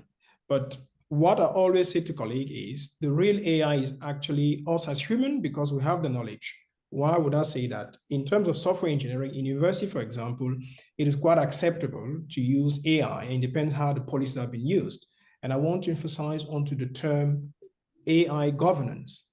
I think it's very, very important. So they're allowed to use AI, but they need to cite it. And one of the things that I'm actually doing as part of my job is to write policies to actually enable not only staff, lecturers, and students to be able to understand that as I'm using this AI, I need to be able to reference it. Yes, software engineering itself will be going through in that direction. You also have things like accounting that will be more or less disappearing, because you have field of fintech, financial technology, where you can use all these AI. But to come back to your question, John, there will be transformation as opposed to completely losing your job. But I think now that we're fully aware of that, we need to be doing something, what we call into the industry, upskilling. We need to upskill, because even in medical field, I've got a friend who is a medical doctor, and to take pictures of whatever you've got, put into an AI, and then that gave them what they need to do. So it's more of the transformation as opposed to people actually totally losing their job. In my presentation earlier, I clearly referenced Google. When teachers used to deliver, students used to go to Google to check whether or not what I'm saying is true, but we'll move away from that. I also mentioned the calculator with teacher of maths. In those days, there was a whole march in America when calculators first came out. Trains are already driverless anyway. I mean, a plane is driverless because the plane uses technology that we have in cars today. I go into my car, enter the GPS, it tells me exactly how to do. That GPS came from planes. I'm sure there are no pilots here, but pilots are only controlling or taking over where technology has not been able to take me from London to Mahoitu, where I'm coming from, because you put in all the references and coordinates, and then the plane takes over all the way till they're ready to land. So there will be a lot of transformation in many jobs. We just need to get ready to that and upscale a little bit. Okay. Prof, maybe you want to add one thing so that we round off? Prof, Yes. Joe. Yeah, sure. Yeah. Okay. So as Bolla just said, I think the question was whether we're about to make John jobless on autonomous vehicles. As Bolla just said, I think planes and trains are the easiest things to make autonomous. They're already autonomous cars in commercial use in places like California. Waymo, for instance, was already launched about 2,000 of them and is planning to go big, and will probably overtake normal taxis. No, but they will not take jobs, because us as humans, we need reassurance that things are under control. Maybe sometime in the future when we've all got used to it, but for now, legislation will ensure that, particularly in the UK, that there's always somebody behind the steering in case something goes wrong. We have seen places where computer vision has failed in autonomous vehicles and accidents have occurred. And so for that reason, in the short to medium term, I don't think people should worry too much about their jobs, but certainly in the long term, you should. But what we are telling people about AI across all industries, including mine, is that AI will take on the mundane jobs, the jobs that require tedious jobs. And then it will free up the human to do the added value tasks that involve innovation, thinking. AI only reflects what it's been trained to do, and sometimes it can train itself based on what it has learned. But if we humans stop our ingenuity, AI will struggle, although this is still an area under question. But I don't think anybody should be worried too much about, do worry about your job if your job is routine, but try to learn AI and understand what it is so that you can either play in AI, or if it displaces your job, you will have more value-added things to do in your normal profession. So I don't think people should necessarily start running around worried about AI. Certainly, in autonomous vehicles, they are moving at a fast rate, and the Chinese and the West are competing, and it can be sure that it will be big in the future. That's all I can say. Okay, thank you for that. We just try to move fast. So, Prof, I'll still keep you on the spotlight. This question coming from Chief. All of you are great achievers. We just want to know, life is not just about what you've done. How did you do this balancing of life? Having a family, running a business, running education, with all the giving mentorship. So, how did you manage all that? So I think I just want you to summarize for the others. No, I think that family comes first. Any focus on career at the expense of family is bad. I wouldn't advise anybody to do that. So I would like to think that we've all invested in ensuring that we are always there for our families while working hard. But some of us are lucky that we also have families that appreciate and understand when we are unable to be there, but we must always make time for the family.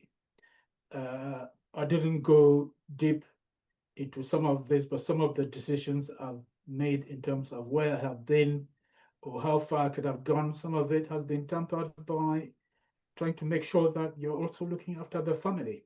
And so family is always important. Your family comes first. Let me say it if I haven't said it already, before anything else. That's what I'll say. Thank you so much, Prof. And I'll still just put this question. Maybe Dr. Bolla will take this one. We've spoken about AI so much. Let me illustrate it in two ways. Now, like this, so many times, if you want to apply for maybe grants and all that, people just go to ChatGPT. ChatGPT, I have this, I want to write an essay to get admission into Oxford Brookes. And ChatGPT gives you everything. So it's not necessarily the student's work, it's AI. And we've had scenarios in my own, when I was doing my master's program, we had this MSc, an MSCQ session that took us, for those of us who actually did it, 1 hour, but people who were just asking ChatGPT, in 30 minutes, they were done. And my university had to explain why some students had to finish in 30 minutes, why. So there is a misuse of AI. And many students many people, so it doesn't, they are now getting degrees that they don't deserve. And this is a real problem, because in future, we are giving degrees to people who don't deserve it. So what do you say about that in the academia, and what is something needs to be done about that? I think so. Okay, so that's a good question. AI is challenging all of us, both staff and students. However, we are encouraging both staff and students to engage with AI and use it. Most universities, including mine, have developed policies and guidelines to govern the use of AI. We are having to change the way that we assess. There are so many different ways in which you can actively use AI to assess students. Some people are going as far as asking their students, giving the students the prompts. AI is only as good as prompts. So some of the clever students who know how to craft good prompts will produce really good outputs. Those that are lazy will produce bad outputs from AI. And there are ways of detecting them, but we are looking for new ways of using AI in the teaching and assessment of students. So you could, for instance, provide the students with a prompt to produce an answer from ChatGPT, or probably ask them to improve the prompt just to see how well they're learning how to use it. And then you assess them on a viva on their interpretation of what AI has told them. AI doesn't always give you good answers. Actually, in a reasonable AI will give you an answer that's not as clear-cut as AI as life is. And so there are ways to look at an assessment and to gauge whether it's purely AI or not. And very often we have to be very conscious of looking at the parts of an assignment where we can see where the student has failed to see that the answer that they've got from AI is not quite right. Yeah. So it is a challenge for all of us, but we are embracing it. We can't get into a world where we're banning students from using AI. That will be a wrong world. So what we're doing is putting in place policies for people to use AI. We're asking students that where you've used AI, declare it. If you declare it, then we will be seeing where you have used it and how much you have developed what AI told you further. If you don't declare it, there are ways in which we can find out that you've used AI and you'll be interrogated. We have processes for interrogating students. All of that is hard work, and not all staff will do it, I have to admit. But the general direction is to encourage people to use AI for learning and to use AI responsibly. They have to use it ethically, and we have to devise new ways of assessing students. We are not going to assess students by just taking what they have submitted as their own work. We look at everything bearing in mind that AI might have been used, and using things like, there are tools that you can use to check where AI has been used or whether it's been plagiarized, and so on and so forth. So it is a challenge at the moment, but universities are doing all that they can to address it. Okay, thank you. Dr. Bolla, do you want to add something? Maybe yes, just I would like, if I may. Yeah. I mean, one of the things that I've actually done as part of my job is to create policies, and policies are very important in academia or in any other organizations, because indeed there is a lot of, in terms of AI, beyond academia, you have a lot of bias, you have a lot of abuse, you have utilization, you have misinformation, you have privacy, you have risk, you have regulations, you have sustainability. But so if you come back to the students, it's very simple what I've done across the 7 colleges. You write a policy, and the policy is very simple. You ask the teachers and lecturers that I would like every single of you to actually make it very clear whether A, AI is allowed, B, whether it's moderate AI, or C, there is no AI at all allowed for this particular piece of assignment that you like them to work on and submit. And then the second thing we ask them to do is to ask them to keep a draft as they're progressing in terms of what is that they've done initially, how far they've progressed, and what is the final work. And the last thing is all about education, like Prof. actually said earlier. It's all about educating those students so that that degree is worth the paper they're written on, about the fact that this is how you need to clearly reference AI. For instance, to reference AI, you need to say, this is the prompt that I've entered on this particular date, on this particular generative AI. So you need to be very, very careful. And we'll focus more onto subjects that are programming, creative, and then humanities, because there's a lot of copy and paste in that respect.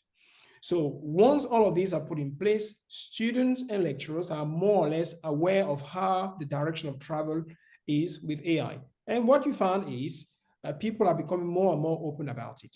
The other thing that will prevent, I'm sure Prof. will testify to that, is as part of AI governance, being a Microsoft colleges, we actually make it very clear that students can only use, in this instance, Microsoft have Copilot, because any other Gen AI, so that ChatGPT, anything you put in there will use that to train the model. Whereby, if you are a Microsoft college or university, Copilot makes it very clear, Microsoft makes it very clear that anything that you input there as part of your 360 license, it does not leave your institution to go anywhere to be trained.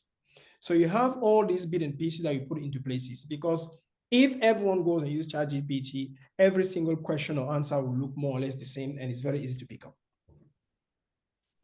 Thank you so much. So we have two people, Chief and Takwe Boniface, asking about we have these great minds. How are you giving back to Cameroon? Given that many of you rooted from Cameroon with scholarship schemes, how is there anything you people are doing to give back to Cameroon? I don't know if maybe Bola, you want to say something. Dr. Jey Ngole too, maybe he wants to say something about this.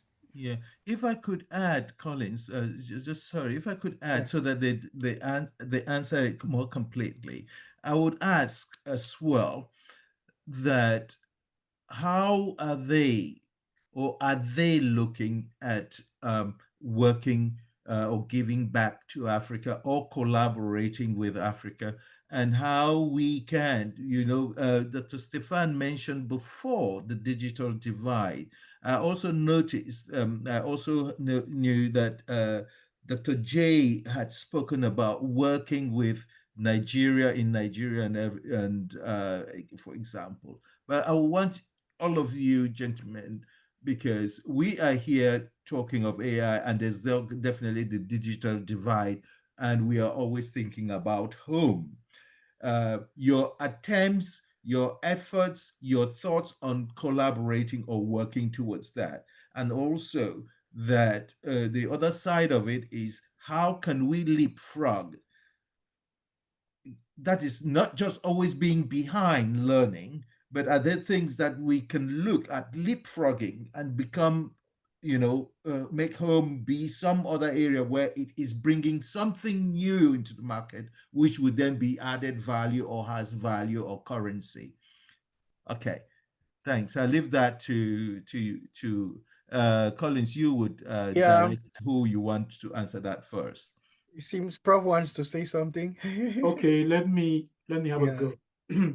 So how do we give back, not just to Cameroon but to Africa?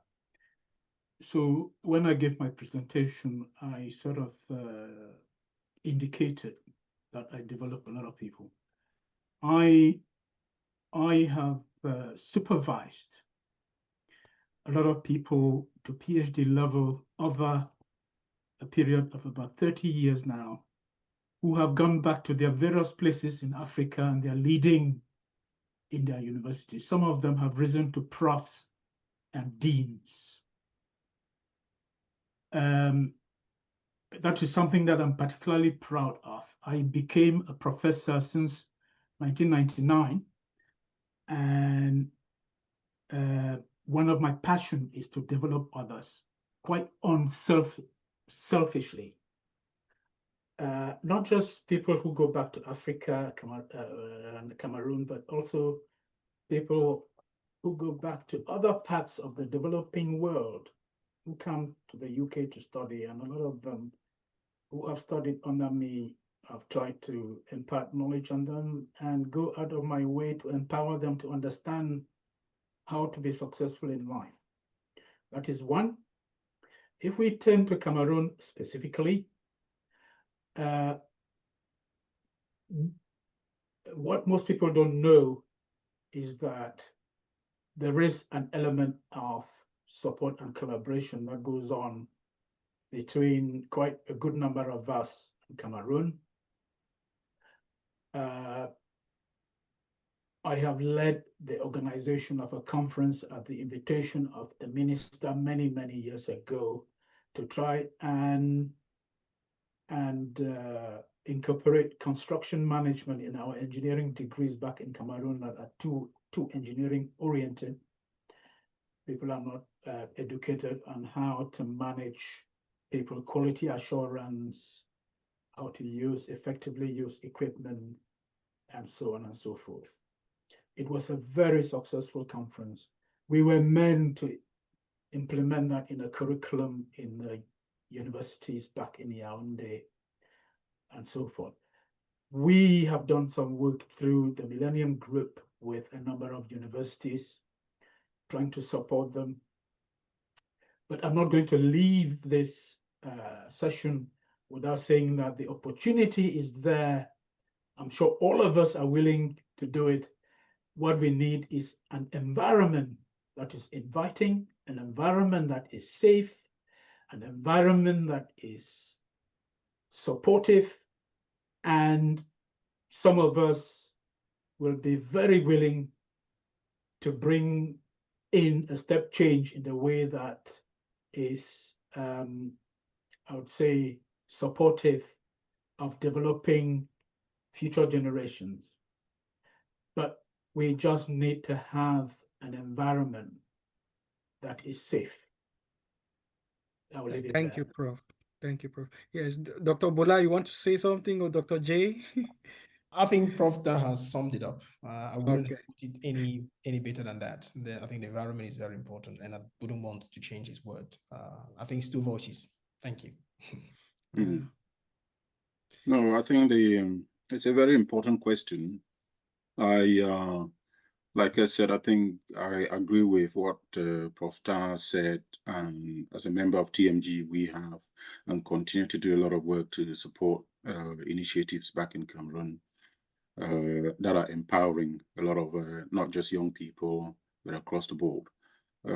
At a personal level, I think, yeah, like Collins raised, I work, a lot of my work, I've been working with the government of Cross River State, where we're looking at, they have had a program previously to digitalize the rest of the state, but that has been pursued by previous governors.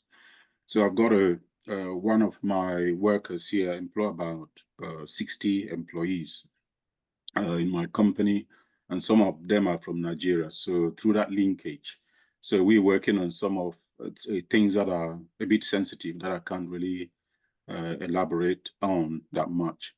But quite a few of them are more business oriented. Yes, from a technology standpoint, including security across the state, first of all. And then across Nigeria as well, we're working on in the dairy industry, especially in northern Cameroon, where they have a lot of cows and milking. So there's a massive market opportunity that, again, we're using technology to develop that space across Nigeria. So it's just a dent working with some partnership there. Again, one of the other area that, going back to Cameroon, that I'm currently working on is concerning what we term sovereign funding. And one area that we're focusing on right now is carbon footprint. So we're looking at technology. How can we actually gain from funding that is available for development purposes across Cameroon, given the forests that we have? And we are not working in the ordinary sense, but we're using technology, especially AI, to help to drive that. And then the other area is also to use blockchain. Blockchain technology, for example, is very difficult. You know, you've heard of Bitcoin and other cryptocurrencies that are developed based on the blockchain technology, which originated from the US military many years back. So the algorithm is generally standard, but you can develop it by the level of encryption at various levels. So we're using that as well to put together models on how to stem corruption, especially in Africa. And we're targeting other areas like land titling, which is booming now in areas like Kenya and Rwanda. But it's something that I want to pull together as well to Cameroon. So Thank you. particularly in Cameroon, land titling, corruption, dispute resolution. Yeah. So we take that there is much at the background. And just to round it all, I would say to Marvin, or Young Marvin, who is talking about Memorandum of Understanding, I think you should reach out to the CamDoc's website, and you'll be signposted. He wanted to know how he could create Memorandum of Understanding between UK universities and all that. I think that that's something that you can reach out to the CamDoc website, and we will sort that out. Also with Harris, who was asking if CamDoc offers scholarships. I think Chief answered, but still reach out to the CamDoc website and you get more clarifications. And also all those who maybe need the contacts of the speakers, I think that it's better they pass through the CamDoc website. I think so. What do you people Yes, think? Rather than definitely. just, yes, rather Yes, than just putting definitely. there, yeah. Yeah. That's been the tradition. We for fellow for those in the audience and those who have been inspired and would want more information. We've always asked of our panelists; they are generally open to carrying out further mentorship, and they would be leaving us with their details, and we will be then filtering those that are appropriate and to the different, or you in contacting us, as we said before, at www.CamDocUK, one word, so CamDocUK.org. You get onto that and you would see a question or questions box there. You put in your questions. You put on with the heading why the Young Cameroon mentorship program, and then you put your question there, and we will filter them to the respective the different or the appropriate panelists.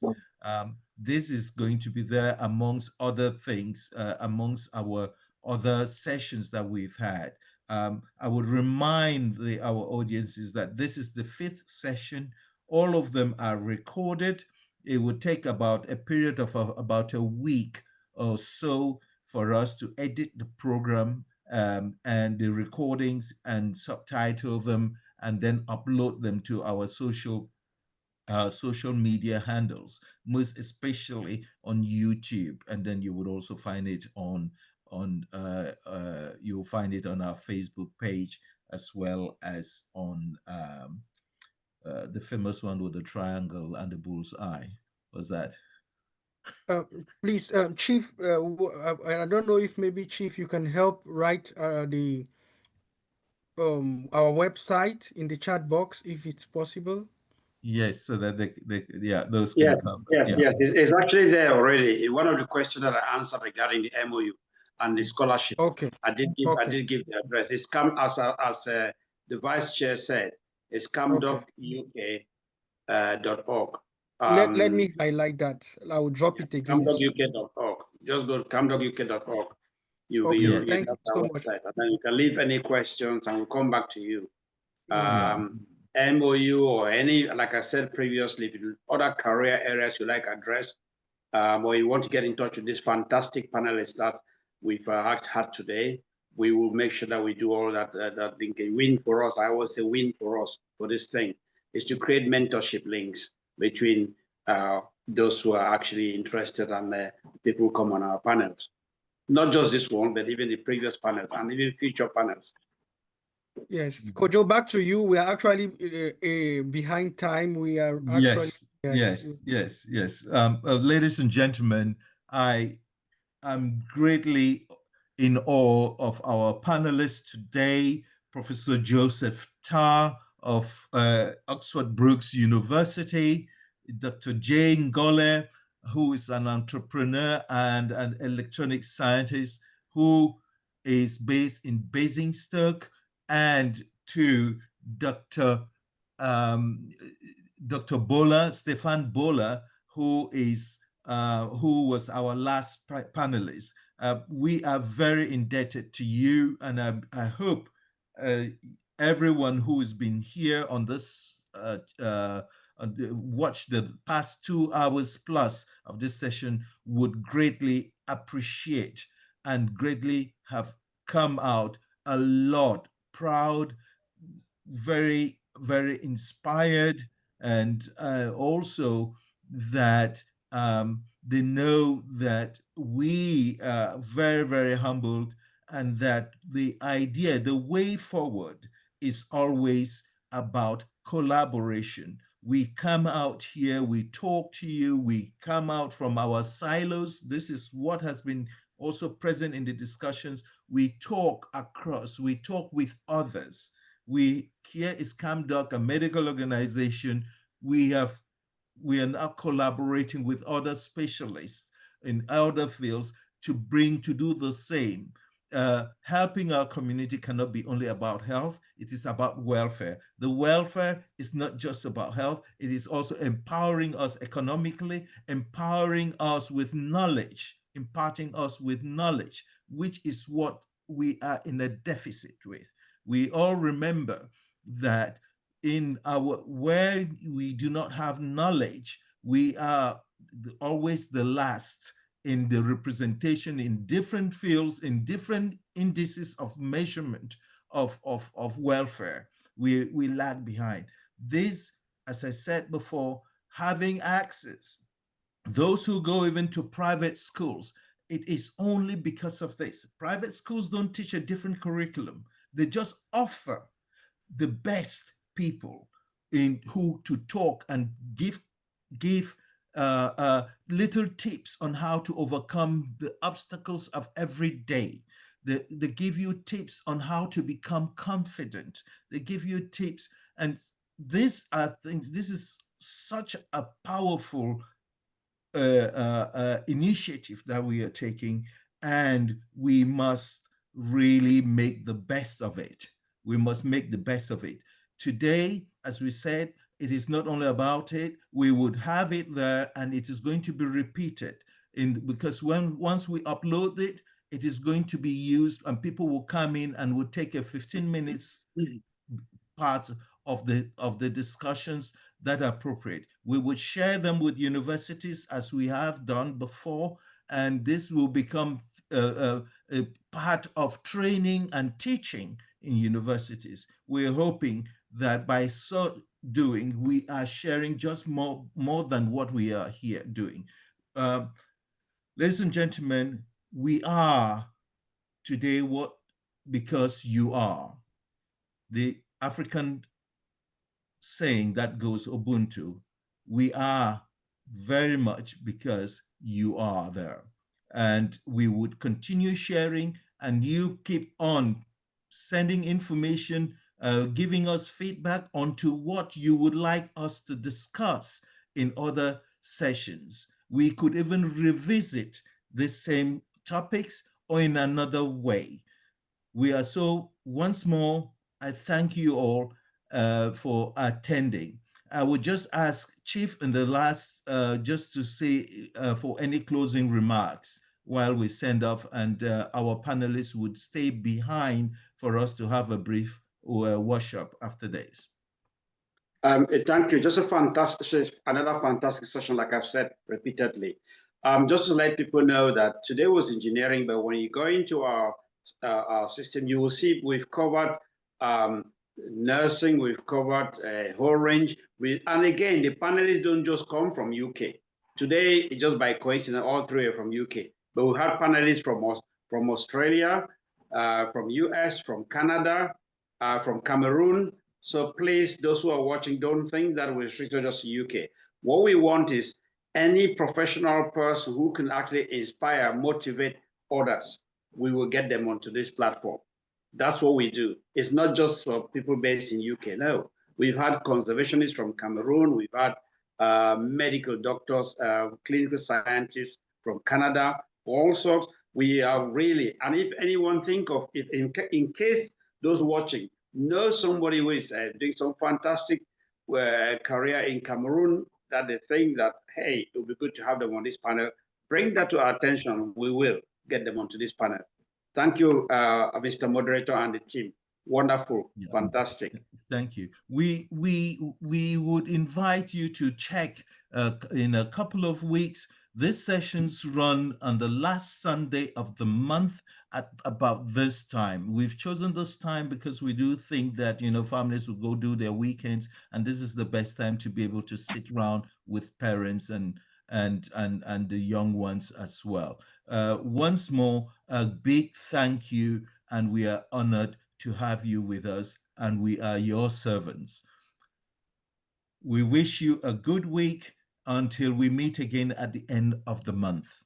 Thanks and bye. Panelists, stay back.